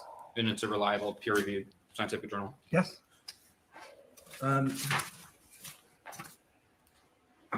So, are you familiar with the case study that they published in February of 2019 that looked at a autopsy of a woman who had injected herself with nicotine to commit suicide? Check the objection foundation, since that's not an evidence. Well, I don't know. Is it a foundational question? Is it this That's guy's evidence of birthday? memory, right? I know, that is, it I is don't a know. foundational question? Yes. All right, I'll give you some leeway with respect to This is that. his witness. Familiar with that, sir? You know, I No, this I is probably cross. read it, but I'm not familiar offhand with it. Okay, but the publication, the International sorry. Journal of Legal Medicine, you said was a Yeah. reliable, peer-reviewed scientific journal, right? Yes. Okay. So in this case study, the title of the case study, it's actually It is right. Yeah. Okay. Clark No, Kent's. not- it isn't, it's prepared, and you have an expert on Trying to the cross same, him.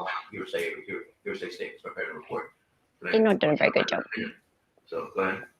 So in this case report, evaluation of the distribution of nicotine intravenous injection, an adult autopsy case report with a review of literature. The authors discussed how a 19-year-old woman was brought into the hospital. Object as to accusing. Let's approach it. Quickly.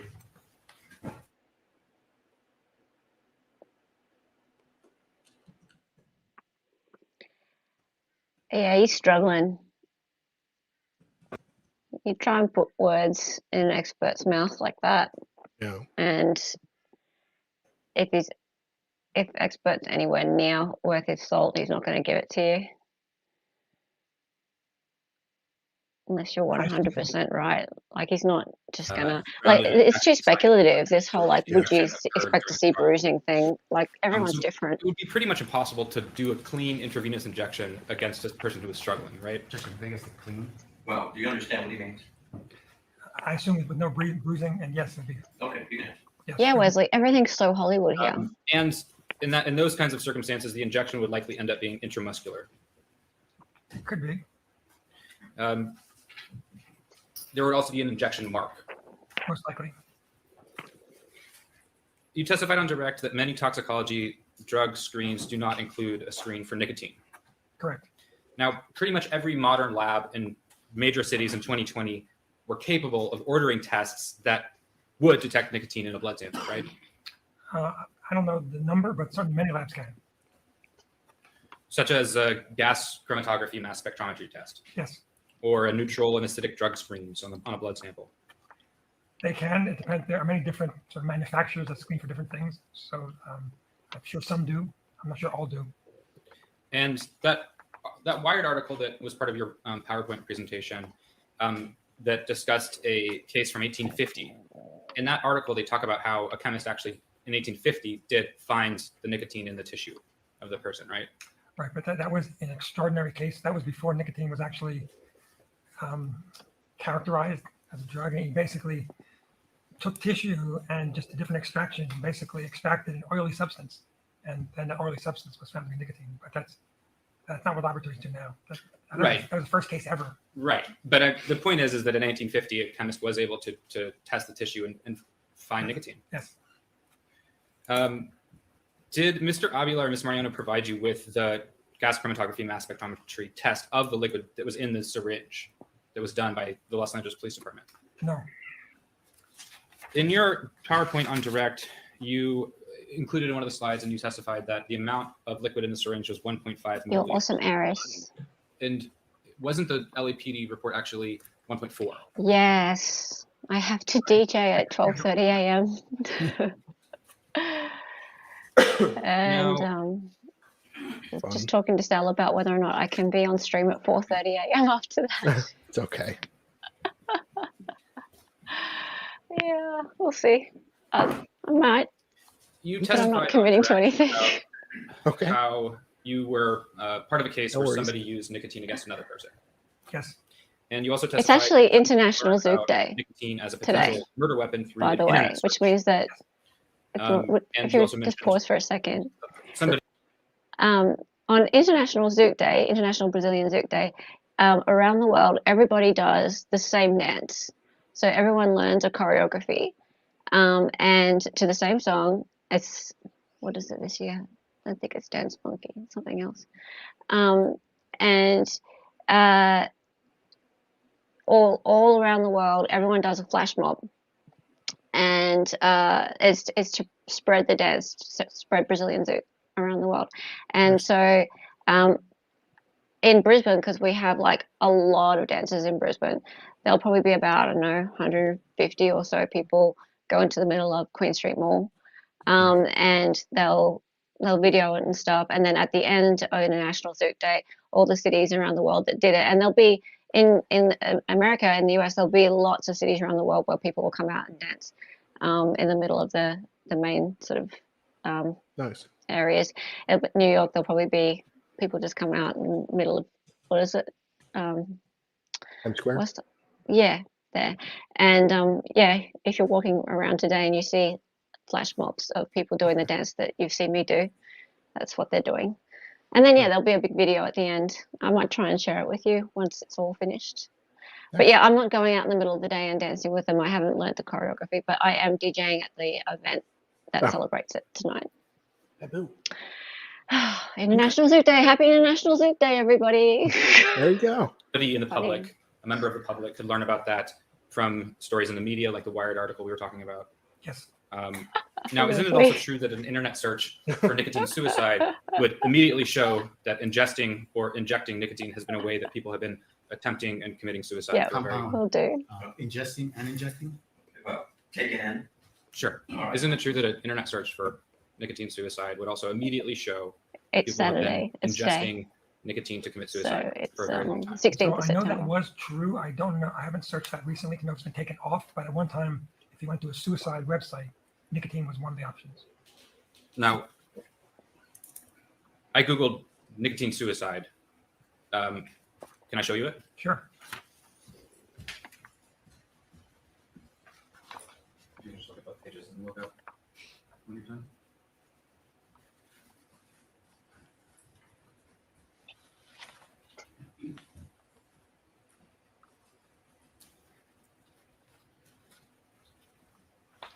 Yes, there are quite a few articles. So the front, yeah, of course. The front page, or the first results that come up include things like the suicide hotline, but it also includes links to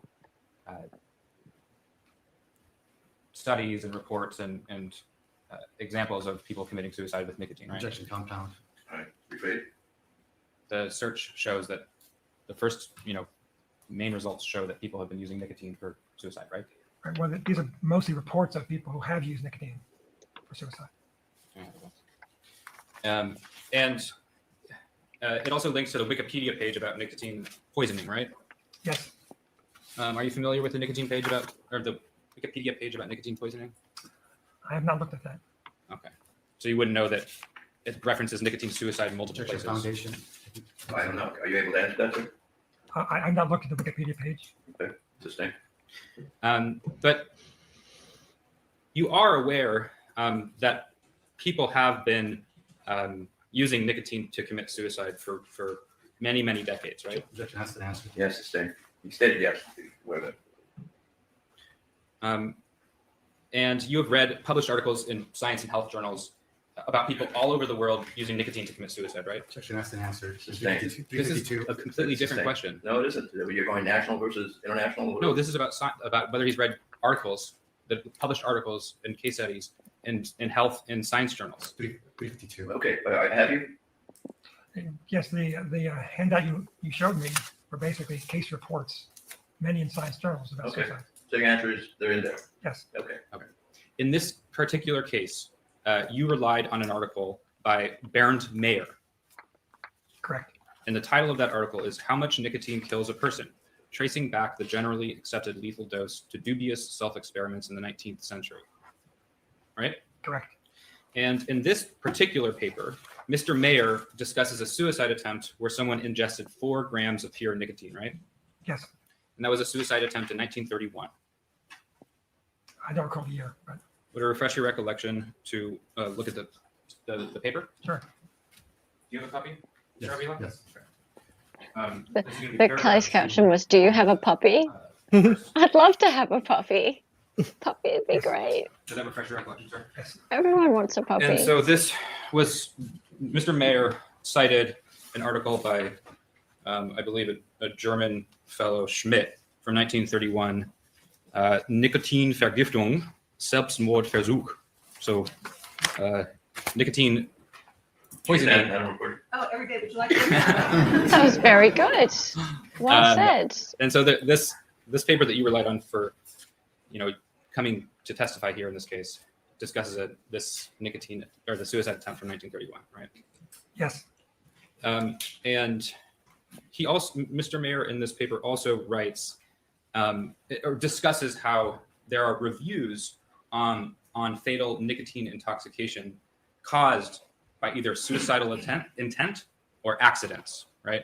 Yes. Mr. Mayer, in his references a 2010 paper, 2 UK suicides using nicotine extracted from tobacco, employing instructions available on the internet. Are you familiar with that paper? Yes. Yes, it is, Shelley. We're still on In that paper, they discuss how 2 individuals read instructions online and figured out how to dilute or how to extract The lawyer nicotine may be from tobacco, German. right? Yes. And one of those suicides was, I believe, in 1992. Is that correct? I don't recall the year. Could be. Okay. Another reference in the Mayer paper is death due to ingestion of nicotine containing That is solution. his beautiful red Sorry, microphone. death due to ingestion of nicotine containing solution. Because he's a Circa star. Case report 40s. and review of the literature by This Solari is LA. Are you familiar with that paper? Yes. And Everyone's this a paper star. discusses multiple documented suicide He's a attempts star in using his own nicotine as a courtroom. method of suicide, right? Yes. Are you familiar with the paper Near Fatal Intoxication by Nicotine and Propylene Glycol Injection, a case report of an e-liquid poisoning? This was published by BMC Pharmacology and Toxicology in 2019. What? Are you familiar with that paper? I'm not sure. I have to see the paper. Do we want to skip the rest of him and go to the next one? Up to you.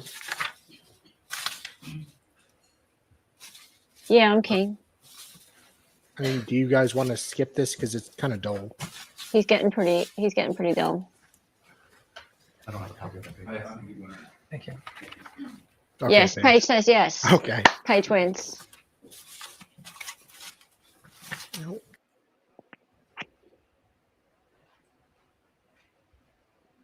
Wesley said skip, yeah. Cool. See, this is what we do on this channel. It's all about public opinion. Yes. Chat wins.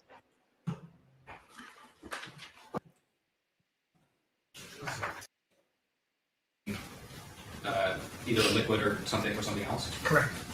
That's the great thing about not being live. Thank you, Doctor. I You may know. sit down. Call your next witness.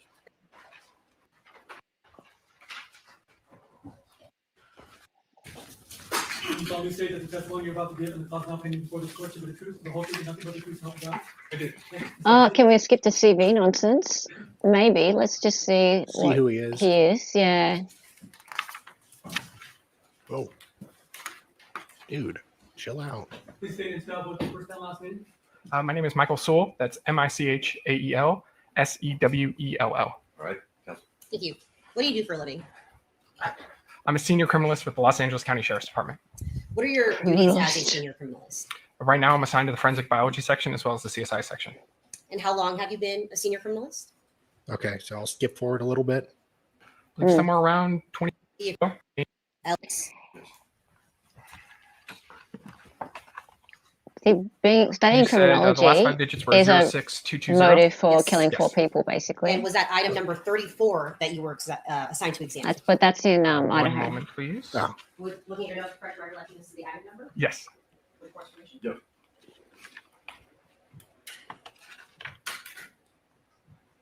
Yes, it has a number 34 written on the outside of the envelope. When it came to our sheriff's department, it got a new item number, and it was item number 1. And why is it that once it arrives at Because the it's sheriff's 100% department, accurate. Hey, Fed. Number. The number's different just because we're 2 different agencies. So we only received this item for evidence. So underneath this case, there's only one item. It gets number 1. Did that guy get At this time, recalled? the people are holding 2 photographs of an envelope. May that be marked as people 71A and B? Correct? Yes. Yes, and you'll attach them together, right? Hey, Fed. Yes, sir. All right. I'm showing you what's been marked as people 71A, which appears to be the front of an envelope, as well as 71B, which appears to be the back of an envelope. Do you recognize these 2 pages? Yes. And how do you recognize them? I believe I was the one who photographed that or copied that envelope. And is this the package in which the evidence was received by you in order to conduct your examination? That's correct. When did you receive this particular item of evidence? August 3rd, 2023. And when did you actually conduct the analysis of that item? The analysis of the item started on August 16th and was completed on August 17th. Now, what item of evidence did you actually receive inside of this envelope depicted in People's 71? It was one swab that was yellow and gray in color. And was that a swab of possible urine as it was reported to you? Yes. Oh, Lord. What kind of analysis did you conduct on this particular item of evidence? It is standard for our urine smelled analysis it. to conduct Gave it a semen taste analysis test. and then a urine analysis. We conduct the semen analysis to make sure that we can rule out semen because it has some Jesus. similar components that also appear in urine. So we want to rule out semen in order to give a conclusion about urine. Could you explain the process of your analysis and making your determination first about semen and then about urine? Your mother must be so so for proud semen, of you, sir. I use a black light to see if there's any fluorescence on the swab. If there is, I will use a color test that's a little bit more specific for semen. If that is also positive, in this case it was, I will then move on to a microscopic examination for sperm heads. If I do not find any sperm heads, I did not in this case, I move on to my last test, which is a P30 test. P30 is a fluid that shows up A P30 test? I ran a P30 test, and it also came up negative. So I determined that semen was not detected in this item. Aww. After you determined there was no semen detected in Poor urine, guy. did you then proceed to conduct an analysis in regard to whether there was urine? Yes. And could you explain that process? That one's much simpler. I simply extract tasted the it, swab, I could tell. and then I spot that extraction on filter papers.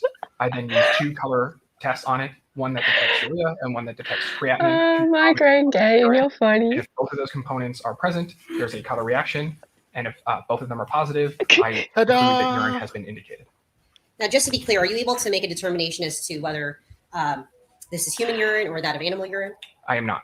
You're just able to establish that the sample itself contains urine. Yes, urine is indicated.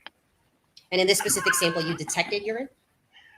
We say urine indicated because there are some substances that we have to take into account and possibilities in order to make sure that we cannot fully rule out the presence of these other substances. That's why we say urine is indicated. It is our best conclusion that urine is there. We can't say for sure. So in the specific item number 34, or as labeled by the Sheriff's Department, item number 1, urine was in fact indicated in that swab. Yes, and indicated is our strongest conclusion, our strongest positive conclusion. We just do not say detected. Thank you. Nothing further. Good afternoon. Good afternoon. Does it hurt your neck to turn this way? No, I can do both. Okay. I just have a few questions. Okay. I want to follow up on your last statement, that it's the best conclusion your lab can reach as to the determination that urine is indicated. Is that correct? Yes, it's what I was trying to say. It's the strongest. It's the most positive. So there isn't a urine detected that we just didn't get to. It's urine indicated is our best conclusion. We have other conclusions for if we urine inconclusive or urine not detected. But I was trying to be clear that urine indicated is as high as we go. Do other labs do additional tests to confirm the presence of urine that your lab did not conduct? He's so. I don't know. It's a general. He's such question. an expert Are on weed. other labs that could conduct The defendant Pete examinations Shelley that you're in our at? house. There might be, but I would be speculating. Okay, then just saying. So you indicated that you cannot tell whether this was human urine or from an animal. Is that correct? That is correct. If there was a cat in the home, you I'm could an not animal exclude the man. cat, from the donor of this urine that was swabbed. Cat- The donor? by the LASD. Cat That is ween correct. smells completely Also, different. you did Come not do on. any DNA I If the could tell the piss don't- difference. The piss don't fit, you must No, acquit. I was strictly told we are receiving this item for urine analysis and urine analysis only. LAPD was handling all the DNA. Okay. And so that meant that you could not determine. He any peed on the type of floor, DNA Shelley. typing I don't know from why, the because urine it was to in the determine bathroom. who the He was just kind of being a contributor dick. of the urine was. That is correct, but it is our policy that He was doing the urine helicopter. cases are separate from DNA cases. We do not determine DNA on urine cases. They would have to be two separate items of evidence or two He was separate. pretending there was snow there, trying to write his name. And the testing that you did, when you ruled out the presence of semen to make sure that you weren't testing semen, that testing is not conclusive to determine that the source of the urine came from a female as opposed to a male. Is that correct? Oh. I'm sorry, Plot could you twist. rephrase the question? I think I understand, but could you do it one more time? The testing you did, She's asking if Amie you cannot pissed say in the with bathroom. scientific certainty that that urine that you tested came from either a male or a female. Is that correct? That is correct. Thank you. think we're good. Anything? You may step down. Thank you. Can No, how Irish? I don't John think you Lamberti. can DNA match wee wee. Okay, maybe not. No, I don't think you you can. fecal matter. No, I don't think you can do that either. Okay, interesting. No, is it DNA's actually not in everything you would think. It's like, I think it's in sweat. Yeah, Good. 72 next. and like But, fingerprints. Yes. Well, yeah. Detective Lamberti, if you would approach the witness stand here, please. And raise your right hand. You solemnly state that the testimony you're about to give is the Oh. truth, nothing but the truth. No, generally you're not supposed to do a helicopter while peeing, but who knows what this guy gets into. John, John, Lamberti, Lamberti. Okay, that's what it was, Babs. What is I your think you occupation and your current technically assignment? can, but it's I'm a very detective with difficult. the Los Angeles Police Department. I'm assigned to West Bureau Homicide. Very little, yeah. How many years yeah. have you been a police It's officer? not the best 14. source. The How many best years have you been a source. detective? The best Almost sauce. Out of those 8, how many years have you been assigned to the homicide division? 7.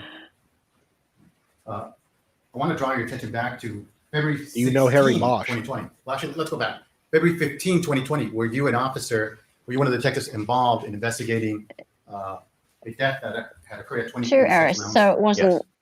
And as part of able your to be investigation, determined. the next day on February Correct. 16, 2020, did you have a search warrant issued for some Nest cameras at 2086 Mound Street? Yes. And were photographs taken of the barcodes in the back of each of those cameras? Yes. And did you attach those to your search warrant and have that signed by a judge? I did. And was that search warrant then sent to Google, who owned Nest camera at the time, to see if there was any records related to the camera? Yes. And on February 21, 2020, about 5 days later, did Google email you a link with videos that they had in that from your search warrant? Yes. Your Honor, I have a DVD with this by People's number 72. It contains At least somebody got the Harry Bosch 8 video reference. clips. I think. I have no idea who Did that everyone is. get 72? It's Michael Connolly writes a series about an LA detective, homicide detective. Very good series. Okay. But his name is Harry Bosch, and this guy's a LA homicide detective. So Mhm. I was making a joke that they knew each other. Right. It's a good series, now isn't I'm it? gonna show you some of these video clips and ask you if these are the records that were returned to you by Google. First, we could before we play them, do you remember when Google sent you these 8 video clips from the Nest camera? Were they all from one particular camera? Yes, they were. And here showing you, I think it's clip number 1, and we can identify it by looking at the top left corner, the year 2022, February 5th. I believe that means February 5th. Is that correct? I believe so. Yeah, 2020-02-05. And then is the time 21:51? Is that UTC time? I don't know if that's local time or UTC time. In any event, this appears to be a camera within inside the living room area. Correct. And are all the 8 video clips from that living room area? Yes, they're all from I that. think we've seen this yet. And are all of the clips, all the clips except for one, for the date of February the 5th? I believe so. That'll be, I'm gonna play just this one for now. That's as a date of February 5th, 2020. It is. Her house is. Hang on, Weird, Shelley. It's beautiful though. I guess. Like this chick had And money. This video clip is about yeah. 16 seconds long. Is that correct? Yes. Are you familiar with these type of Nest cameras? Yes. Is that typical that It's they like a would- 3-story house as well. Is 60 seconds a I think she was amount running of time that. that they would typically record if they're activated by motion? Well, I don't know. She was a real Next doctor. question. I can Yeah. speak generally, having downloaded video from many different surveillance systems. That's a typical behavior of surveillance systems that are activated by motion. Okay. No, I think you just. I think that was the defendant. These are images of the victim's home, is that correct? Yes. Okay. Are all these video clips showing the living room within 2086 Mound Street? Yes. And are all of them with the date? If you can look up, are you able to see the dates on all the video clips? Yes. Are all of them from February 5th, except for one? Yes, all except the last one, which is February 13th. Let's on February 13th, last one. One can hope. She's a sex therapist. She wouldn't care. We're playing that right now. She has like a sex therapy YouTube channel. Oh yeah, forgot about that. Yeah.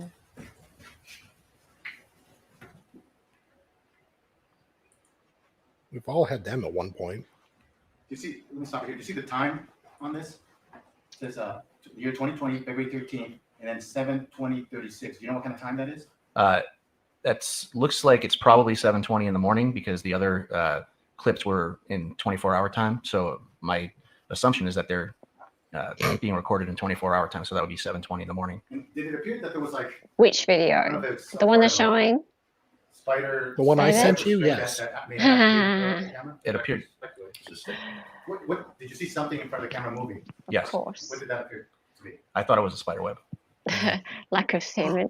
Yeah, so there was no semen. There was only wee. Wee. Wee. Ooh, a spider In web. this particular clip, does it look like it's nighttime? It's Wow. hard to tell because the lights are off. So all I can tell you is that it's dark inside. The French stores there. It could be daytime because there's light coming in from the windows. They do appear to be open, yes. What does it look like outside? You're able to tell. It seems like it might be dark, but these infrared cameras are notorious for giving off false color images. So it's really hard to say. In any event, did Google send you any video clips for the date of February 14th, Valentine's Day, or February 15th? No. And do you know why this was able to be saved, these particular clips? I can speculate as to why. Well, we don't want you to speculate. No. Fed. But in any event, these are the Could ones have that they sent. been. Correct. And I'm you not did going to not read that comment check out. the victim's phone to see what, if any, Nest videos were on that phone. We weren't able to get into her phone, Lordy. so no, I wasn't able to check. Well, you were not able to get into the phone at a particular point in time. Correct. You don't know if other detectives were able later on to get into her phone. That I don't know. Nothing further on.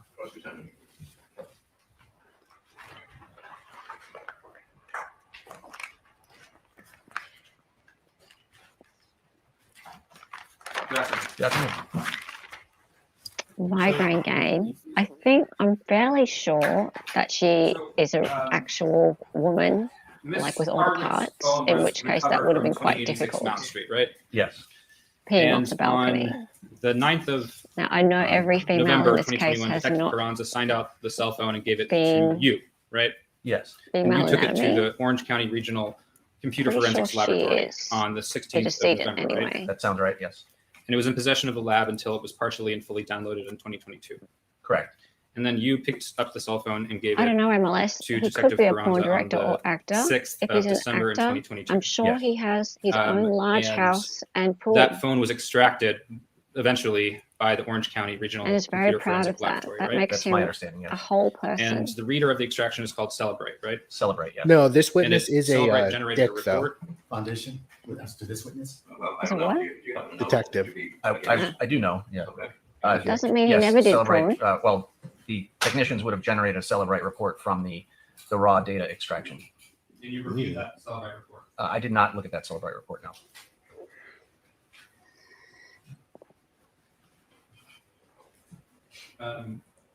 Isn't it true that you were the examiner on a Celebrate report for the voicemails on this phone? Would it refresh your recollection? of the It might. report? Yeah. Can I approach? Yeah. If you can just look at the examiner name. Hey, I'm Bronzed. How's it going this morning? You just woke up. It's 9 o'clock. Sleepyhead. Day's half over. Actually, I would Can't tell what usually, phone if this I, is if I hadn't from been me, streaming, I would have I- been asleep still. I did I can't- look at some other I can't phones. So talk. just looking at that report, I can't tell what phone that's from. You can tell that it's an Apple iOS, right? Right. And that your name is in the examiner name row, right? Yes, And it's for this case, right? it is. Yes. Do you recall reviewing the report for Ms. Harwick's phone that had all the voicemails on her phone? Objection Foundation. Well, he said, does he recall? Did you What are you on look at- about, Matt? I don't remember if I Stick did or your not, ass out over the look balcony at hundreds of railing and you phones, start peeing. Don't and- ask me how but I if my know name's on it, then I this. probably looked at it. Yeah. You want me to ask you, I have don't a you? complete report. The one I just showed you was just an excerpt from a May approach. Because you've already answered. Let's just say I lived in So an this has apartment all with of some the- crazy girls living on the floor above. in this report. Crazy or just Oh, downright I can tell you why. filthy. So Gross. I originally got the raw data extraction from. Did they not have a toilet? Fun fact, my father once lived like in this 5-story, 6-story apartment. He was on like the 4th floor, and the neighbor right below him had a really nice barbecue, and he was on the 3rd floor. So when the neighbor was at work, my dad got a fishing pole he had, hooked it up with some pretty high quality wire, strong, and then stole the barbecue from this guy's 3rd-story balcony and reeled it up. He ganked it. He stole it. And then they No came home and way. their barbecue was gone. So, okay. So you're on the 3rd floor, He was on the right? 4th. Okay, so what's Oh, he going to do with a barbecue? Is it in an apartment? Well, he has a balcony. Right. So all of a sudden, downstairs starts smelling like lovely barbecue coming from 4 floors up. Yeah. And they're not suspicious. Well, several people had barbecues. Ah, okay, so yeah, no, there's nothing weird about that at all. Nothing No. sus. No? The Orange County friend. Dear I mean, me. I took the phone myself never got to caught. try to open it Waited up a You week didn't to get use caught it. for using that. their computers, No. and the file was so big. Wow. I let the That is program that is run ballsy. over the weekend. I left it That's there on my father. Friday. Came back on a That is Monday, ballsy. and Wow. the Celebrate Dear reader me. still hadn't opened up the file. 'Cause it was You that better big. hope there's no So CCTV of I that. took it off and No, gave it it to was that's a like long Franza, time who ago, used it right? To Yeah. our lab, 70s or 80s. where they Yeah. did the That would have been the, so the funny if that extraction, had but got caught because on I initially CCTV. started Just to download, the that's why my name is on it. fishing rods there. Okay, so And even though it it just says like you're starts the to levitate. examiner of this report, you didn't examine the report. That's correct. Yes, it's just How good would it's that be? left over from when I initially opened up the That- Celebrate program and playing to it back do the and just being download, like, generate what? the report. I would put my It's name just, in, it's, and so it's that ascending part of into it heaven. stuck, but the actual report didn't run. It's So God's I gave it to barbecue. It's Franza, God, who- it's God's barbecue. someone God's else taking extracted it back. Based on your background training experience and working with this lab in Orange County, They'd just you be like believe that watching that it over report and over, has going, name on it, and "What it is shows you going the fact on? that Is it's that foundation. real?" Do the people have an objection from me introducing something that was generated from the No. extraction on This this? witness, yes. I would like to Really introduce wanted one that of the voicemail barbecue. from this exact I know. report that has his name. Understand, but it has to be for the appropriate. Okay, all right. production needs. All right. So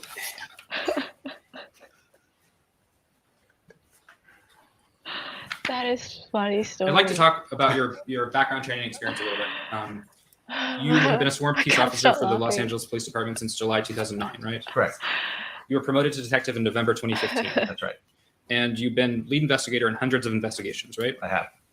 You've been in a position of homicide detective since November of 2016. Correct. You are, I believe, are still assigned to the Still West Bureau stole homicide, right? something. And Oh, well. you It's not breaking it, have no, written but and served hundreds of search warrants for physical locations, you took the and barbecue. many other things like vehicles, people, cell phone records, internet records, and business records, right? I have. And you have extensive hands-on experience in recovery and preservation of evidence, including So funny. cell phones, computers, and digital video recordings. Uh, You're familiar with preservation requests. Yes. Preservation request is a request that law enforcement sends to an entity that may have records or other evidence in their possession. Yes. Preservation request would compel the recipient of that preservation request by law to preserve a Oh, copy Aussie of records or brekkie. other evidence in their possession. That's relevance and overbroad as to which. people just like Private process, bacon and I guess. eggs and Okay. stuff like In that. this case, Detective Carranza sent preservation requests to Instagram suppose. and Twitter. Vegemite on Is toast, that a question? Did you? No, does he? To your knowledge, avocado, you know, Personal knowledge. smashed you work in avocado. this case. You're aware. Are you aware that Detective Carranza sent preservation letters to Instagram and Twitter? I don't. I'm not sure. I don't know that. Okay, so let's talk about the warrant to Google regarding these. Myself, messages. I like to mix Vegemite and Um, avocado. You were the. Really? I never know how to pronounce this. Affiant, the affiant for the search warrant. Affiant, defiant, I think either way. All right, you were the affiant. Yes. That means that you, the law enforcement officer signing the affidavit of probable cause for the warrant, right? Yes. Butler Vegas. And that affidavit included your belief at the time about the possible evidence at issue. Yes. Your beliefs at the time that you put down into your affidavit were based on Objection relevance. Well, don't finish the question. were based on investigation that you and others had done up to that point in time. Right. And the affidavit was under oath, right? Yes. So you believed at the time that Ms. Harwick's residence had this security camera installed, right? Yes. That this Google Nest system is a system manufactured by Nest, which is a subsidiary of Google. Yes. That Nest sells a variety of smart home products that can be controlled through a user's smartphone. Yes. Using the Nest app. Yes. That Nest security cameras continually upload video and audio to their cloud. They have the capability, yes. And depending on the plan that the user subscribes to, up to 30 days of video can be stored and accessed using the Nest app. All right, under 352, the court then imposes some objection at this point. I take it, as the applicant to the search warrant was seeking a footage of the video recordings from particular days, is that correct? That's right. Okay, you were provided a certain date. Correct. But not the, what was it, 13th, 14th, or 14th, 15th? The 14, 15. Okay, all right. See, now That's that's smart. Fishing for Yeah. pizzas. So you specifically requested all footage between January 17th and February 15th, right? That's right. For 4 cameras, right? Correct. And you believed that because there were notifications from the Nest app on her phone, that these cameras had recorded something. That's what I believe. That's true, my grand game. Like, they can't stop it and happening. That these there'll cameras be were discovered evidence. installed in various locations throughout the house, Right. showing the interior and exterior of the property. I believe it was both interior and exterior. Yeah. And it was your belief at the time that the cameras almost certainly captured audio and video of the events leading up to Ms. Harwick's death. When I wrote the search warrant, that's what I believe. Yes. And so once the search warrant was signed by the judge, you uploaded that to the LERS portal. The Google Law Enforcement portal. Yes. And that's where they accept legal service of legal demands, right? Correct. It's a portal that you have an account, you can log in and upload a document, right? That's right. And you uploaded that warrant on the 16th of February. I did. And on February 21st, 2020, Google responded with a letter, right? A letter and 8 videos. And you reviewed the videos that same day. Yes. You saw that there were no recordings from the February 14th or February 15th. I did notice that. Yes. And then you called Google to ask if there was a problem with your warrant. I called Google to see why I only got 8 random videos when I was under the assumption that they would have been recording, more often. So you also emailed them on the 21st of February, right? I believe so. Yes. And you had a conversation with somebody who responded to your email.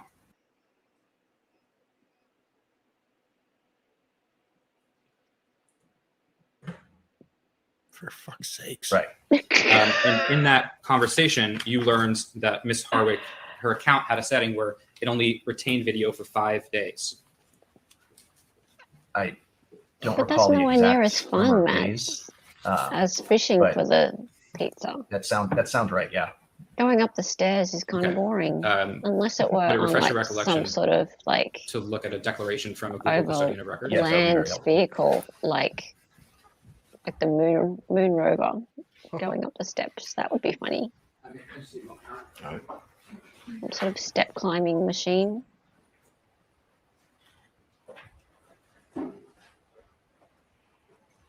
Yeah, see, Shelley, we don't actually say the term true blue. That's like, what do you call it? Like a myth. Oh. Yeah, so that's something that like other people say that we say, but we don't actually say it.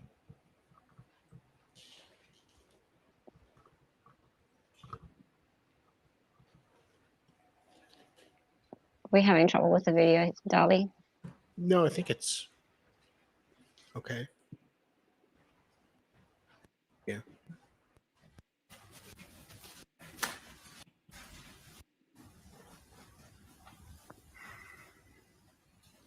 Yeah, it does mean a loyal friend. Pixie. But yeah, we don't really use it in general vernacular, right?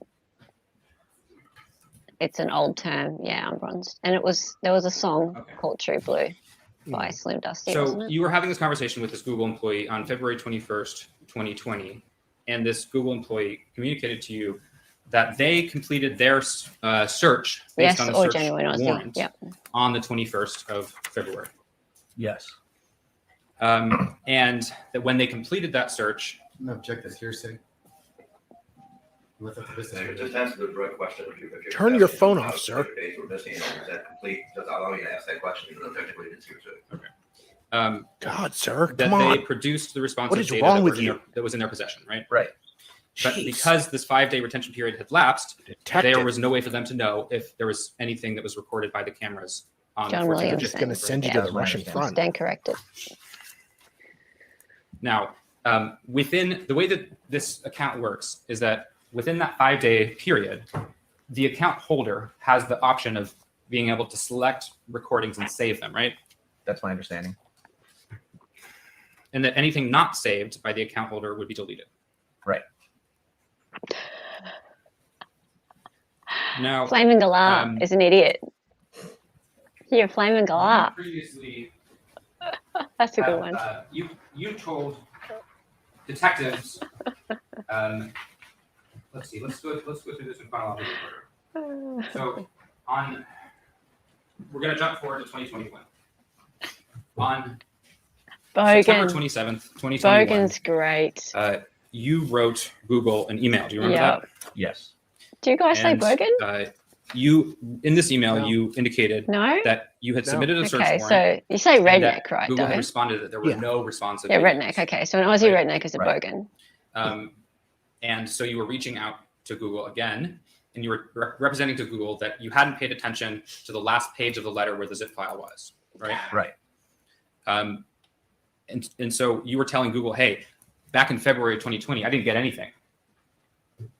I think, yeah, I might have been confused as to what I had been in possession of. Then on October 4th, 2021, you wrote an email to Detective Carranza, Detective Masterson, Mr. Avila, and the other district attorney at the time, Mr. Dreiling. And you said that you emailed Google and asked why you hadn't received the file that they referenced in the letter, and that this time they attached the files. Yes. And you wrote in that email on October 4th, 2021, unfortunately, because Amie didn't have a subscription plan, it looks like it only contains a few files that she saved manually. Right. Oh, Amie. So that's not entirely true, right? She had a plan that had a 5-day retention period. I don't know whether she had a plan or my understanding from Google was that she didn't have a paid plan. Would it refresh your recollection to look at the declaration by the Google Conservative Yes. Records? May I approach you on it? Yes. So you can just scroll down as you're reading.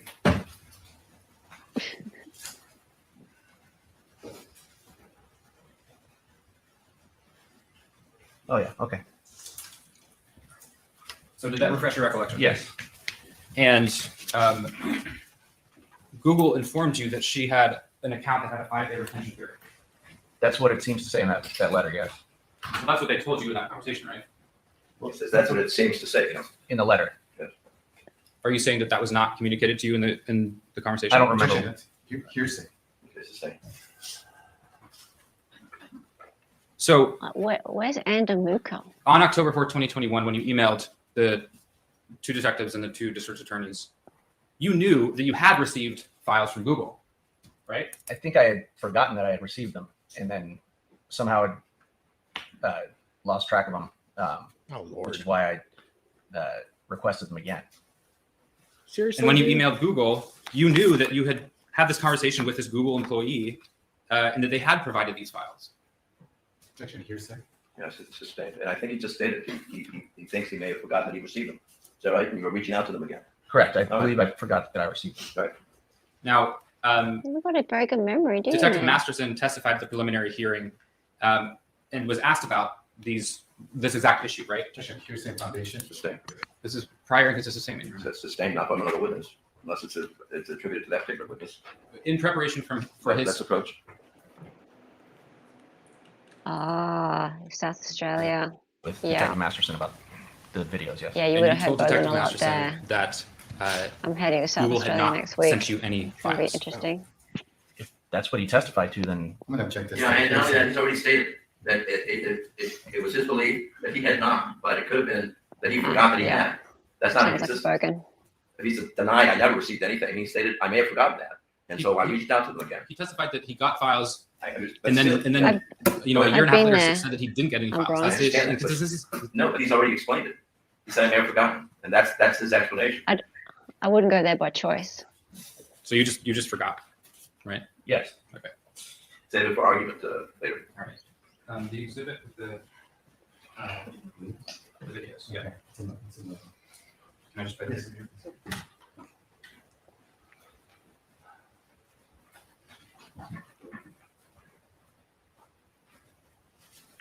All right, so I'm opening up the file from the 13th, that appears to be from the 13th of February.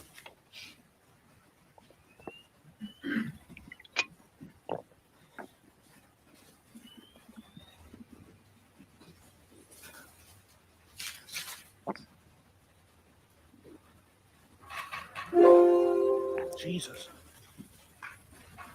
I heard that. Let's check this. Browns. You went to high school in Browns Plains. You know what we call Browns Plains? Brown stains. Okay, so I'm gonna hit pause and just Sorry about that. explain. I'm So bronzed. this appears to be a file with the date of February 5th, 2022, or sorry, February 5th, 2020. And it has audio, right? I can hear audio, yes. We'll go back to the beginning.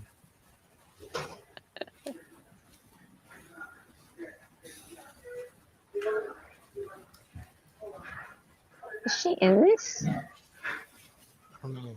So this video that we just finished watching captured both video and audio, right? Yes. And the angle of the video is to the front door, right? Right. And then the French doors that are illuminated right here, I hit pause at 14 seconds, are the doors that the prosecution is alleging that Mr. Pursehouse entered through on the night of the 14th, right? Yes. And you said that Google Nest videos are typically 16 seconds long? No. Okay. So that's not out of the ordinary for a motion activated clip to be 16 seconds long, but they can be any length depending on how much motion was in the video. Got it. So if there's motion in the video, What it'll is with record, that and if the weird motion mannequin? stops, it'll stop recording. That's how motion activated video works. See it? A little creepy. Like, That is super creepy. Just imagine What's going to that in your pee in the house? middle of the night. Yeah, or on the floor. Yeah. now, so from that 14-second, I can't see Yeah. the time. I was just talking about distance. Shows or not, but That from the thing's 14 freaking me second out. mark where I stopped, the motion, the people that were in the frame had gone out of the front door, and then the camera kept on recording for another roughly 14 seconds, right? Somewhere in there, yes. You didn't send a preservation request to Google for Nest recordings when you sent them the search warrant on February 16th, 2020. Good going. No, I sent them just the search warrant. To your knowledge, no one involved in investigating this case sent a preservation request to Google for the Nest recordings. No. And in February 2020, U.S. law enforcement officers could submit a preservation request to Google, which would require them to preserve a copy of records or other evidence. Yes. Nothing further. Your copy, right? The very next day, when this incident occurred, you sent Google your search warrant for those 4 cameras, is that correct? That's right. And they received it on February 16th. They received it as soon as I uploaded it, yes. I have nothing further. You guys don't look too much. I would just like to mark the 2 emails that I previously showed that. Make it double T. My objection would be hearsay. Well, he's not moving to admit him at this point. Double T, 1 and 2.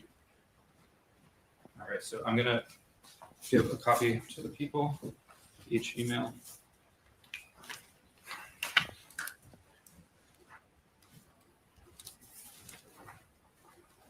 And just so the record's clear, I want to put on the record which is which.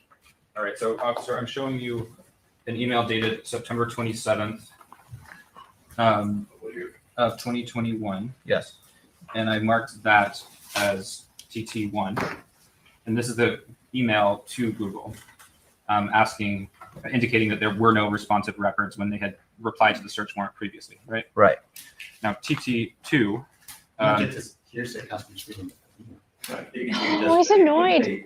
And, Look at him. You're familiar with this, officer? He's like Yes. a little Okay, I'll boy let who him didn't get use his it. ice I know. cream. And then October 4th, It's like one of the 2021 prosecutors in is Kim Potter's case. TT2. And that's the email to Detectives Carranza Masterson and Deputy District Attorneys Aguilar and Dryling, Yes. indicating that you would not receive the files. And lastly, I'd like to admit email from When I admit, Mark. Mark. So this would be TT3.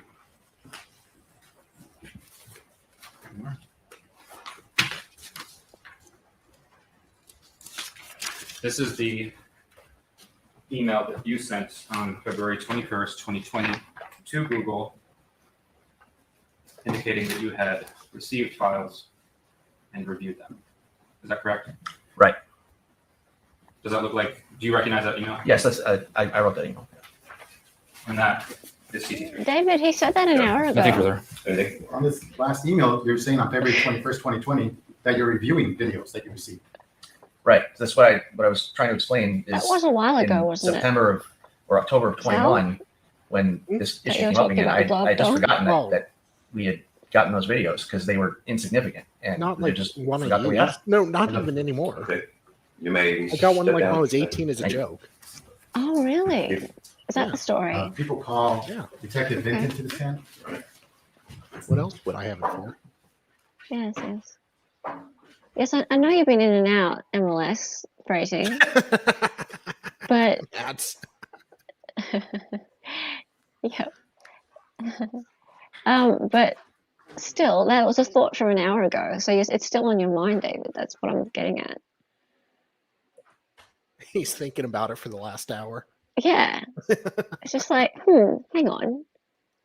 Sal has a blow-up doll, and he's been thinking about it and decided to come back into Yeah. chat and ask. Yeah, the That's worst part is having to spend what I 30 want. minutes blowing it up. If you could raise your right hand, please. You solemnly state that the testimony you're about to give and cause documentation for this court shall be true, the whole And then truth, you're done. You're like, wait, now where do I store this? Do I have to deflate it? And Please state and spell what your first and there's last better, name. better ways. Davinton, DAVEVINTON. Hang on, he looks like the other detective dude Tell the jury what is your from obligation. before. I'm a detective for Very, LAPD. like, he's got an Criminal overhanging, homicide. like, brow. I'm gonna ask you just to speak just a little bit louder so all the jurors can hear But you. apart from that, And how many years have you been a police officer? 429 How many years have you been a detective? for about 18. it's like they're twinsies. In all those 18 years, how many years have you been a detective that investigates homicides? About 15.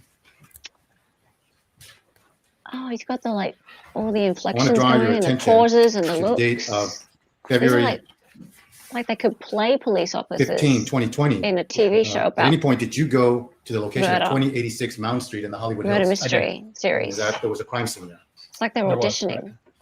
And that was related to the death of Dr. Amie Harwick. This is all Yes. so Hollywood. And at some point, the following day, did you receive information to go to an address for a individual by the name of Gareth Pursehouse? I did, yes. And was this an address in Playa del Rey? Yeah, I believe it was 8148 Yeah, that's what I was thinking, Matt. Cordova in Playa del Rey. Is it Cabora, Cabora Drive? Correct. And at about what time on February 15, 2020, did you get to that location? Sometime in the evening, early evening hours. And prior to, what's the process when you go into someone's home and you're about to search it? Well, first of all, was it done pursuant to search warrant? It was, yes. So once you have the search warrant and you go into the home, what's the process to searching a home? Oh, you go into their What we underwear drawer. do is take photographs around. prior to, and then we'll assign detectives certain assignments for photos, for collecting the evidence and searching the location, and we'll take photos afterwards. And are photos taken of, like, let's say, the door, if there's a living room, if there's an outside patio? Yes, good overall photos. And is it true that sometimes you don't know if the location is relevant or not? You know, if it's relevant or not relevant to your case, you take photos anyways. Correct. And if you see an item of evidence, it may be relevant, it may not, a photo is taken. sometimes. Yeah, and if we were to recover, we take a photo, correct? I'm going to reference certain photos for certain items that were located there. And present when certain property was recovered from 8148 Cabora Yeah, Drive. the other dude was the And urine we're told that sniffer. that's the address for Gareth Pursehouse. Yeah, he had resided there. Were you there when he was arrested that day? I was there afterwards. Did you see him? No. Did your eyes lock? And how many officers conducted the search of his residence? I think there were about 4 of us. I'm going to show you a series of photographs of items recovered at that location and ask you if you recognize them. You want to have a 2-page document with a PI6 at the very top corner showing some what appears to be some tennis shoes. May this be marked people's next in order. 73, is that 2 photographs? Yes, 73 A and B. Yes. Look, I got my cat back. This PI6. And by the way, does PI stand for property item number? It does, yes. And was at some point were these shoes given a property identification number 6? Yeah, it's just a way to track the shoes as they're booked in evidence. And just because the jury hasn't heard this, what does that mean, property identification number? Basically what it is, it's a way to track and document the evidence that's taken from a home on a report. And so the property ID number 6 for these particular tennis shoes, would it be, it's property item number 6 for DR 2006-06220. Yeah, and it means basically it'd be the 6th item that was booked to that report number. In this particular case, that was the DR number for this for any evidence recovered as it related to this case. Correct. And so property item number 6 was a pair of tennis shoes? Yes. And what were they found? In the bedroom closet of the residence. And is that shown here on 73A? It is. And looking at 73B, is that a close-up of those tennis shoes? It is. And were these designated as the brand DC with a tan with black laces? Yes, they were DC brand tennis shoes. Now looking at PI, the photograph with PI 7, this is like people's number 74. Yes. Do you recognize what's shown here? Yes. What is that? Those are shoes that were recovered in the bedroom closet as well. Yellow Adidas. And they were booked under item 7 under that same DR number. And do you prepare a property report where you list the items that are being recovered at a specific location? Yes. And you did say this is property item number 7. You describe it and you indicate if there's a brand to it and a color. Correct. And was that done in this case? Correct. And at the point you're recovering this, you don't know if these shoes are relevant or not. No. Yeah, what's the relevance of these shoes? Why? Yeah, from the same closet as the previous shoes. But we don't have a photograph of them in the closet. Do you know why? No, I don't. It was Sure, taken. she's I got don't know tons of why. shoes.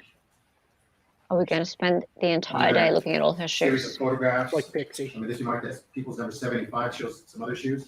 Yes. Okay. And B, it has a PI 8 at the very top of 70, top right corner of this photograph, the 75A. You recognize what's shown there? I do. And what is that? It's photos of shoes that were recovered from closets as well from the residence. And was this designated property item number 8? Correct, number 8. And described as white shoes with white laces. Yeah, white shoes. I don't believe there was a brand associated with them, so they were just labeled white tennis shoes. Looking at photograph B, is this a close-up photo taken at a different point in time? Yeah, looks like it's a closer up of the same shoes. Okay, let's ladies and gentlemen, let's go ahead and take a 15-minute break. Where does he even get Brew Cream from in jail? Yeah. Why are you taking a 15? Oh. I want to know why all the shoes. Yes.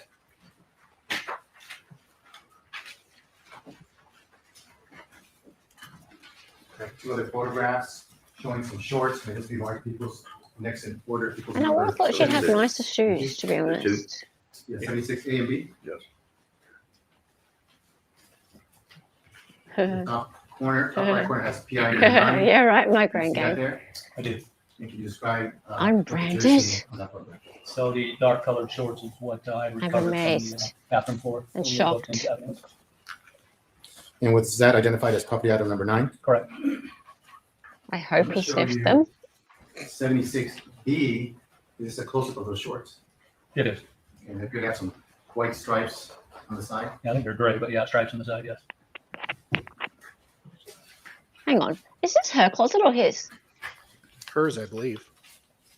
I have I don't know. four That photographs. doesn't look like listing my ladies. people's next in order. People's number 77. Yes. A through D.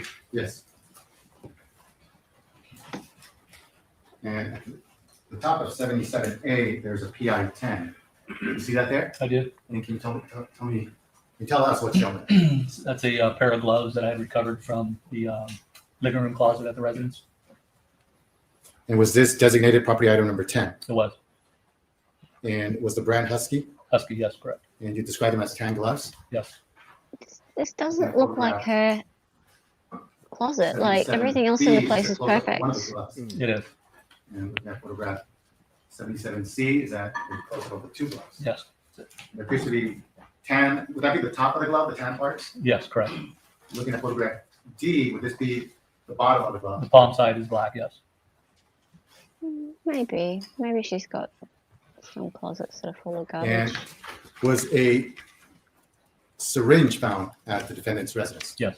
Hey, look, defendant's residence. Maybe this is all defendant stuff. Series of three photographs. And this Okay, might- yeah, that would make next in sense. order. That would make so much more 78. sense.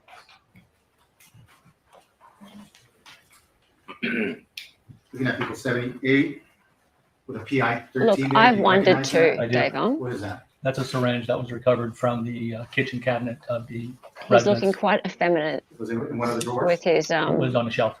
extra kilos and And looking things. at photograph 7B, is that a However, close-up? apparently he close-up of the picked up same some hot syringe. chicks in And- his younger days. Yeah, On your property report, was it designated where exactly in the apartment it was found? Yes. And how was that described? I believe it was in the kitchen shelf at that address. And did you also describe it as a plastic syringe with yellow residue, unknown narco? Yeah, appeared to be some type of residue in the syringe itself. And the brand, do you see the brand there? Yeah, EXEL, XL, I believe. Yes. I'm going to show you a photograph of 24A.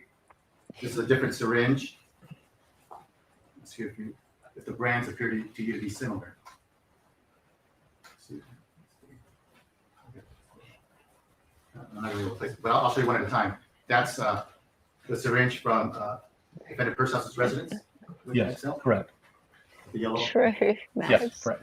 Now I'm going to show you another photograph, 24A.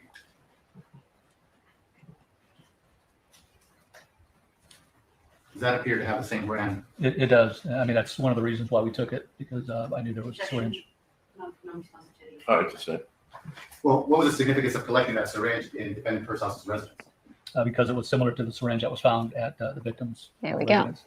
Thank you. That's the connection. And when were all these items booked into evidence under DR number 2006-06220? They were. And can you tell the jury, what does that mean, booking the evidence? He might be that's transitioning, basically- Dave. We used that report number to track the evidence itself, and anything that were But- recovered that we designate as evidence, we have to book it into. Who am I to property so judge? it's maintained Where's that? Where was this property taken to? to 1130 South Vermont in Olympic Division. And that's where it was booked into evidence? Yes. I have nothing further on. Cross examination.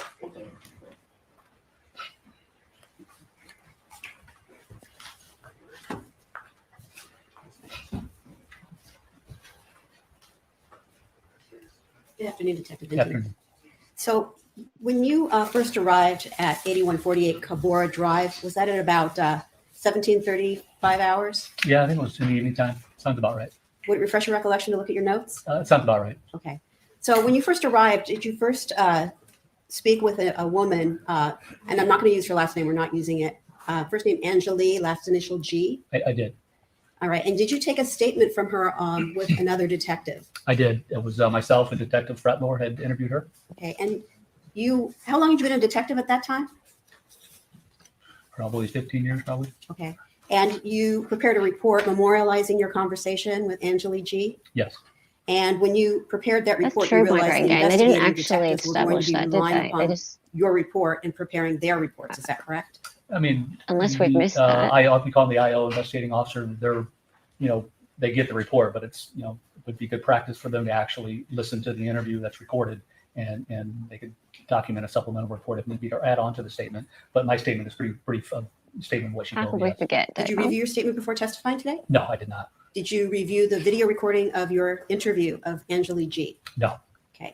Do you recall having a conversation with her? I do. I did review her transcript Okay. of the interview.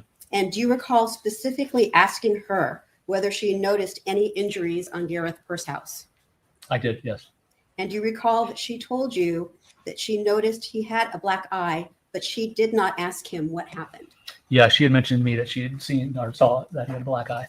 and that she had not asked him how he got that black eye? Correct. And she did not tell you that she saw any scratches on Mr. Pursehouse. Is that correct? Correct. Thank you. I have nothing further. Any redirect? Yeah, where in the transcript did she say that I did not ask him about the black eye, that he had a black eye? Do you want me to bring it up to you? Sure. So the closed captions there were like, not black eye, it was black The guy. counsel said is that she told the detective that she never asked Gareth Pursehouse how he got the black eye. And so what I'm asking is, I'm showing you page 6, where it says one time he had the black eye, and I may be missing it, but where in the transcript does it say that she told you that she never asked Gareth Pursehouse about how he got the black eye? You take your time with that.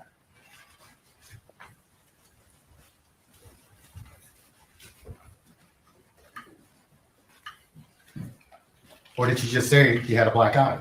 Yeah, I think she just mentioned that he had a black eye. So she never told you, I never asked him about where he got the black eye. Right. It just never came up. It can't work By the out way, whether did- it's black eye or black guy.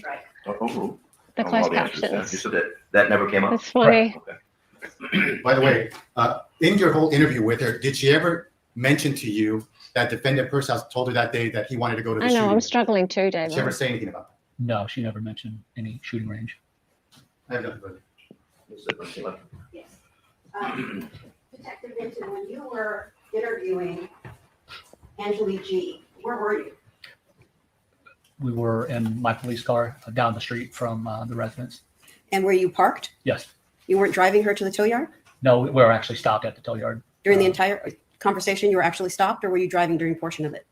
I think for the most part, we were parked outside the tow yard waiting to get her, I think her car out of tow, but yeah, it was in the car. You haven't listened to the audio recording, is that correct? No, I haven't. So you can't say what quality it was?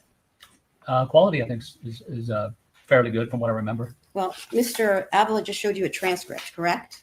Yes. And was it page 5 of the transcript he showed you? 6, I believe.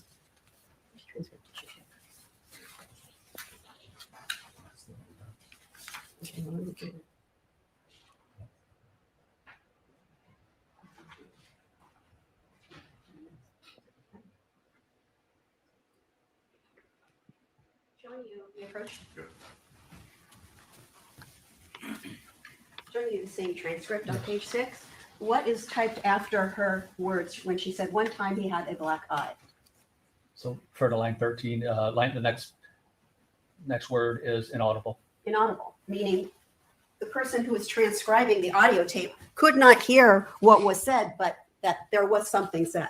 Yeah, that's my understanding what it means. But you were present during that conversation, and you heard Miss or Angela G say what you wrote into your report, which was specifically she had noticed a black eye, but did not ask him what happened. Is that correct? Can I refer to my report prior to? This report? Yeah, please. Yep. Thank you. Yeah, he kind of does.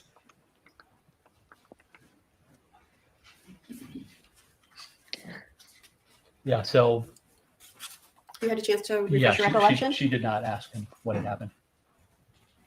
I'm sorry, she did not ask him. Correct. Thank you. Nothing further. Is the report your interpretation of the conversation? Yeah, it's what she said, what she told me. But you looked at the transcript, correct? Right. But no one presented to you.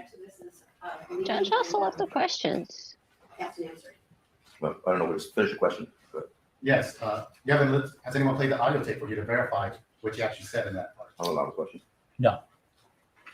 And your summary of her, is your report a summary of your interview with her? It is. And when you're summarizing it, are you going off memory? What I normally do, my practice is I'm summarizing it as I'm listening to it. So if it's in the report, that's what I remember it be. That's what I heard being said. Okay. So that's what you believe you heard on it? Yes, that's correct. Okay. I have another. I'm sorry, I couldn't hear that last part. Are you still maintaining that she told you she didn't ask him how he got the black eye? That's correct. All right. Thank you very much. All right. You may step down, Detective. Thank you.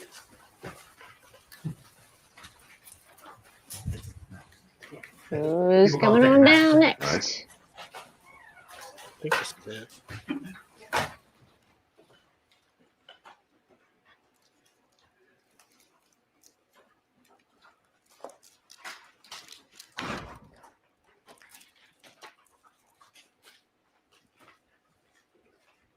All right, detective, if you could raise your right hand.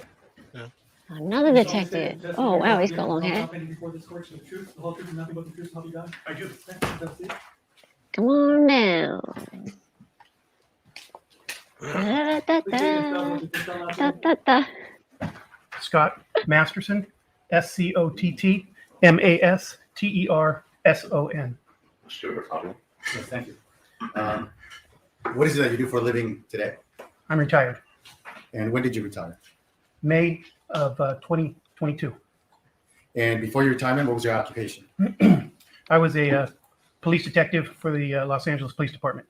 And how many years had you been a police officer? Police officer and detective for 34 years. How many years as a detective? 27, something about that. And about how many of those years investigating homicides? About 15. Now, were you one of the investigating officers in this case, in the death of Dr. Amie Harwick? Yes, I was. And what does that mean to be one of the investigating officers?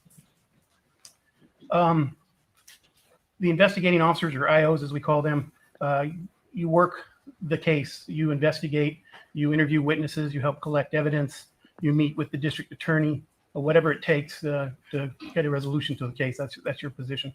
I think maybe the easiest way to think of it is you're a general contractor on a building, so we oversee everything. We got plumbers, we got electricians, we got flooring people, roofing.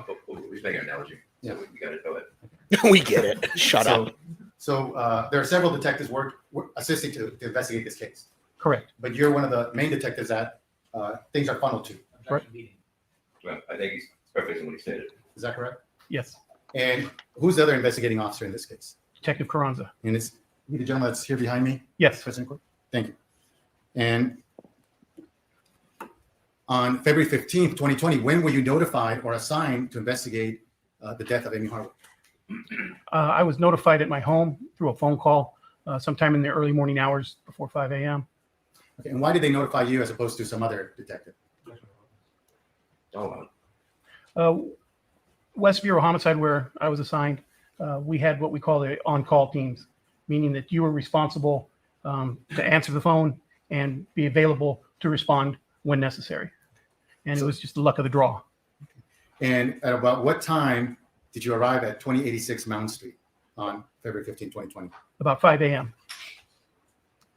And were other people there already? Yes. And do you remember who was there?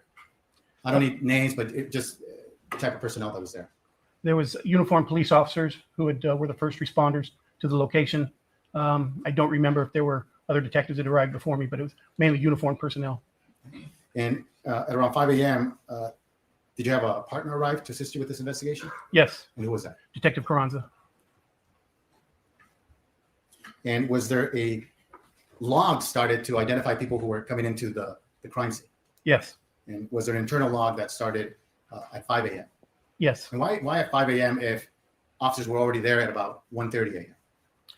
Well, the original officers, the first responders, once they get to a location, their first task is preservation of human life. So the first thing they do is they're looking to save a life. Do we need an ambulance? What do we need? Then it's make sure the scene is safe and secure for any follow-along people that may come along.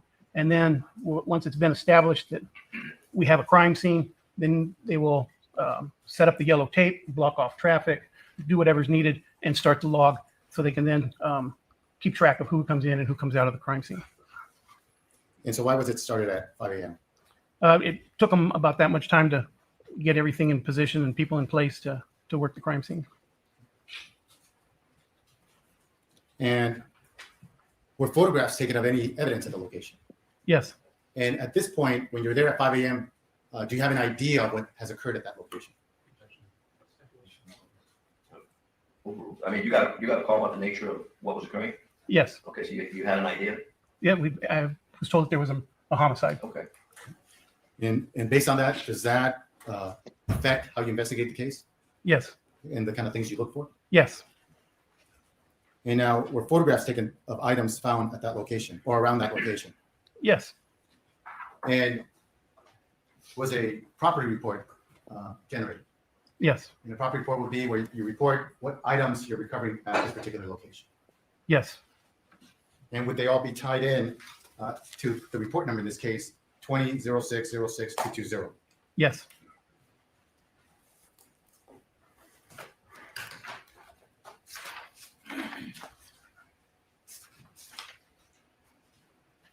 I'm going to show you a series of photographs. Looking here, this is a photograph showing the front of the home of 2086, and then some. They've been marked already? No. May this be marked people's next in order number 79, A through D. And I'm going to try to go quickly through these, and you can just tell us what you see here. Looking at 79A.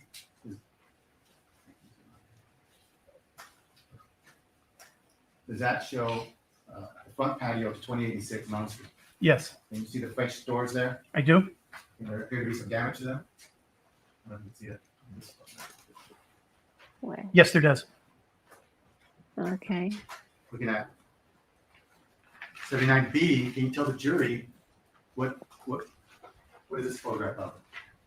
This is the back side of the house that we were just looking at the front of. There's a hill and some shrubs, bushes in the back of the house. Let me ask, is this the neighbor's house, the back of the neighbor's house? Yes. And was that like an empty lot behind the neighbor's house? Yes. And looking here at 79B, and I'm going to go to C, is that a close-up of that item? Yes, it is. And it has a marker with a PID 1. What does PID stand? That stands for photo identification number. Now, is photo identification number different than property item number? Yes. Can you explain the difference? Sure. So what is the thing? A PID number, I don't know what it is. photo ID number, is just a number that's used sequentially to note different items that were discovered or interested in. An item number is a number that's given to something that we seize or take and then book into our property for use as evidence later on. So a photo ID number and a property or a item number may not match up. You know, photo ID may not be item 1. And looking here at photograph D, do you see where it says property ID number? And then it has on this bag at number 35, and also on the very top it says item 35. So this photo ID number 1, but it was booked as property item number 35. Correct.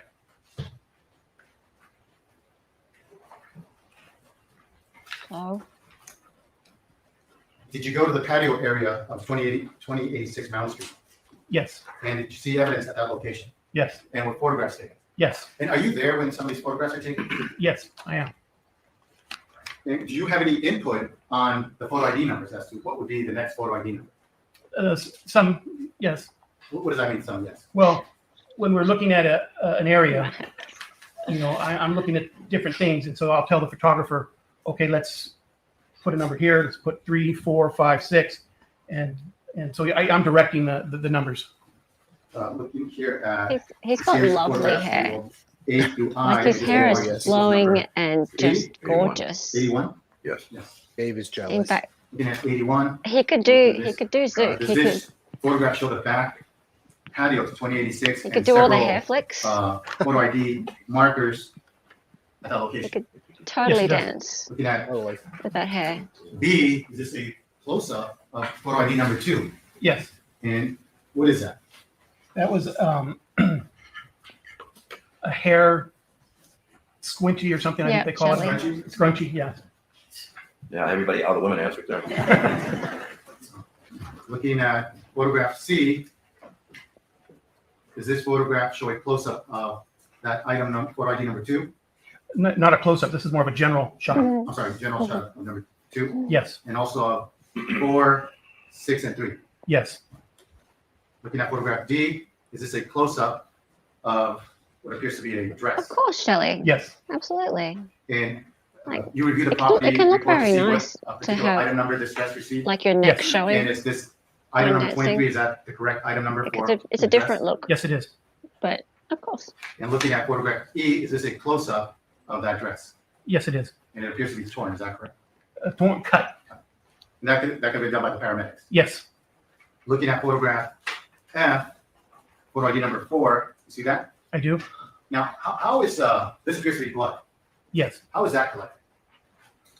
Typically, what will happen is either a detective or criminalist will take a sampling of the red stain by using a like a big Q-tip and just swabbing it and getting a sample You onto look like a bikie, cotton head, Dave. big Q-tip, and then it'll get packaged. I reckon and that's a preserved. cool look. Objection foundation as to the collection of blood. I don't think.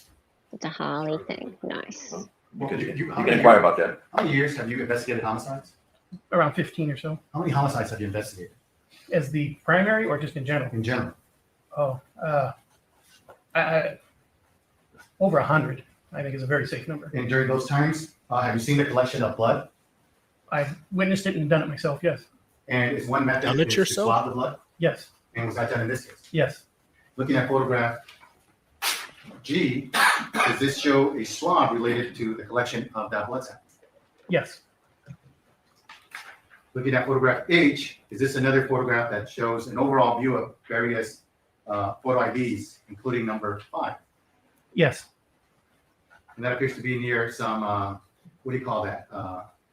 Sprinklers, Valves. I was looking at valves. sprinkler valves, okay. Looking at I, is that a close-up of that? Yes, And what does that appear to be? a wig, a hair piece. Sorry, just interrupt, that was actually people's E. 80? Yeah, that's what I thought. Okay. Can we, instead of calling it 81, can we call Lucky it 80? grandson, Dave. So I'm just gonna scratch out 81 and write 80 on 80A. All right, thank you. Looking at another series of photographs, A through I, and this is marked people's number 81. Yes. It is. Looking at people's 81, is this an overall view of photo ID numbers 4, 6, and 3? Oh, And 2, yes. And 2? what? Thank you. And then Oh. photograph B is that a close-up of number 6, and I'm just gonna go back to 81. Goodness That shows me, the that's where her general body location was. for number 6. Oh. Yes, it does. For photo ID 6. And looking at photograph B of this exhibit, does that show a close-up of photo ID 6? Yes. And what is that? I believe it's an earring of some sort. Well, you said you believe it is, right? You can't conclusively state that it is, right? I'm afraid from this picture, I can't really tell. Okay. Do you have the property report with you? I may. I'm not going to go through. Okay, that's okay. Looking at photograph C, is this a close-up of that item? Yes. Does that help at all? It's the back of an earring. The back of an earring, You don't know. but I don't know for sure. But that was also booked into evidence Yes, as item 26. yes, Looking at this photograph D, does that show a wide shot of the location of photo ID number 7? yes, Oh. Photograph E, does that show a close-up of photo ID number 7? yes, it does. And was that designated property item number 27? Yes, I show it on the top right corner. yes. And can you tell what that is? A necklace? Looking at photograph F, is that a close-up of that photo ID number 7 item? Yes, it is. And to you, it appears to be a necklace with some type of emblem on one part of the necklace? Yes, it's to me, it is a necklace with a some sort of charm. It's a religious like Photograph necklace like a G. saint. This is a view of the location of photo ID number 8, what appears to be some boots. Yes, Photograph H, is that a close-up of those boots? yes, it is. And now this photograph H, this is taken at a different Yeah, location. cool. Those Correct. boots. This is not at the crime scene. And what's the It purpose looks of having a expensive. ruler right there in the middle of this photograph? I do. It's just to give you some I kind of don't wanna context be, as to the size, the length, the width. Rude to the And what's this book into decedent, evidence is item number 28. but Yes, I it call was. them me boots. Looking at photograph I, Boots? Fuck me does boots. this show the heel of the boot? Yes, it is. Yes, my And great. what's the heel measure? Yes, it is. Yeah. Oh, defendant did kind of fuck her. As you're walking around the back Yeah, yard, did I you wasn't the notice only one who anything thought it. unusual about a statue Good. that was out there in the backyard? I did. What was that? One of the arms on the statue was broken off. It was a statue that had multiple arms on each side. Nothing I have a creepy series of about photographs depicting that statue. May this be marked as people's 82. 82 photographs A through E. Right. You know, 82A. Can you tell the jury what is shown there? So this is the backyard at the house, and that's the statue off in the back right corner of the property. Thank you. Photograph B. Is that a close-up of that same Weird statue? looking statue. Yes, it What is. is it? And there appears to be something to the left at the bottom of the statue. Buddha, Yes. maybe? Photograph C. Is She that another can't make her photograph mind showing up. She's wearing something crucifixes bottom, around. left of the statue on this photograph with And a is photo ID that- number 9? Yes, just to the right of the placard card is the arm. Is that Looking at some photograph sort of D, can you tell us what it's showing? Buddhist or That's Hindu a close-up of the arm. statue? Or Indian. On the Oh, right. no, Indian And why would goddess. you say It's it Indian. appears to be Yeah, it's Hindu. broken? Close enough. Well, you said it was, you believed it was broken off? It is Yes. Hindu, isn't But it? it's She's certainly not been attached wearing to the statue. crucifixes around. Could you tell from the break and from the I statue don't like it when it people may just have been broken? use like religion Yes. for fashion. Can you describe the statue? So the Hindi. statue Hindi. was in the back right corner of the property, Well, Hindi's a elevated language, off of isn't it? the ground level. It was like up in a planter type of an area. And the statue had, like I said, multiple arms on each side of the body of the statue. And there was just one point where an arm was broken off or was no longer attached to the body of the statue like all the other arms. So let's stop there. All right. All right. That's it for the day. Do you know how much we got through today, guys? Except, I and know. we won't talk about like skipping, maybe just Well, cheating a little bit and skipping a tiny bit of the boring expert parts. witness. Yeah, but you know how much we got through today, chat? Check it Yeah. out. Not bad. 4 hours of testimony. Yes. How good are we? And we did it in 3 hours. 3 hours. Almost 3 hours. Yeah. So, yeah. Check it. We'll be back Monday, I guess, for today's stream. And then tomorrow I'm going to be, I don't know yet, doing something probably after Jody. I don't know yet what. I'll work it out. If you're up, you can join. We can do Jensen. Otherwise, I can do something else. It's no pressure on you.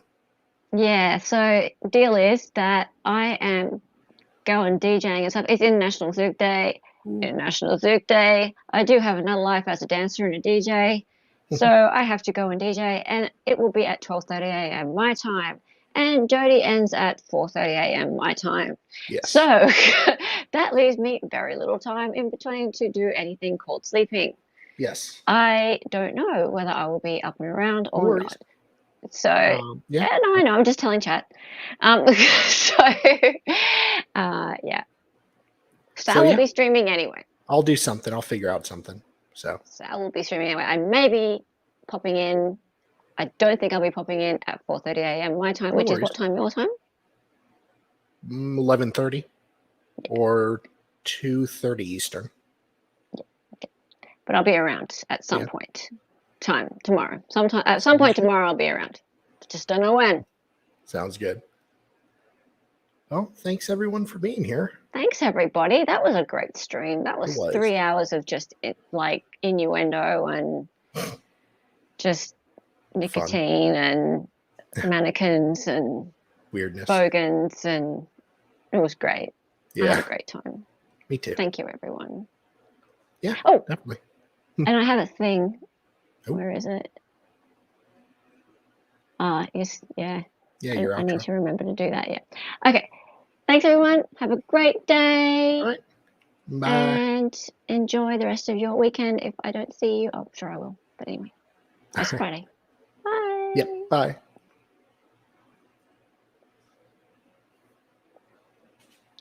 Do I press the end stream now? I think so. Right before it ends. Maybe now.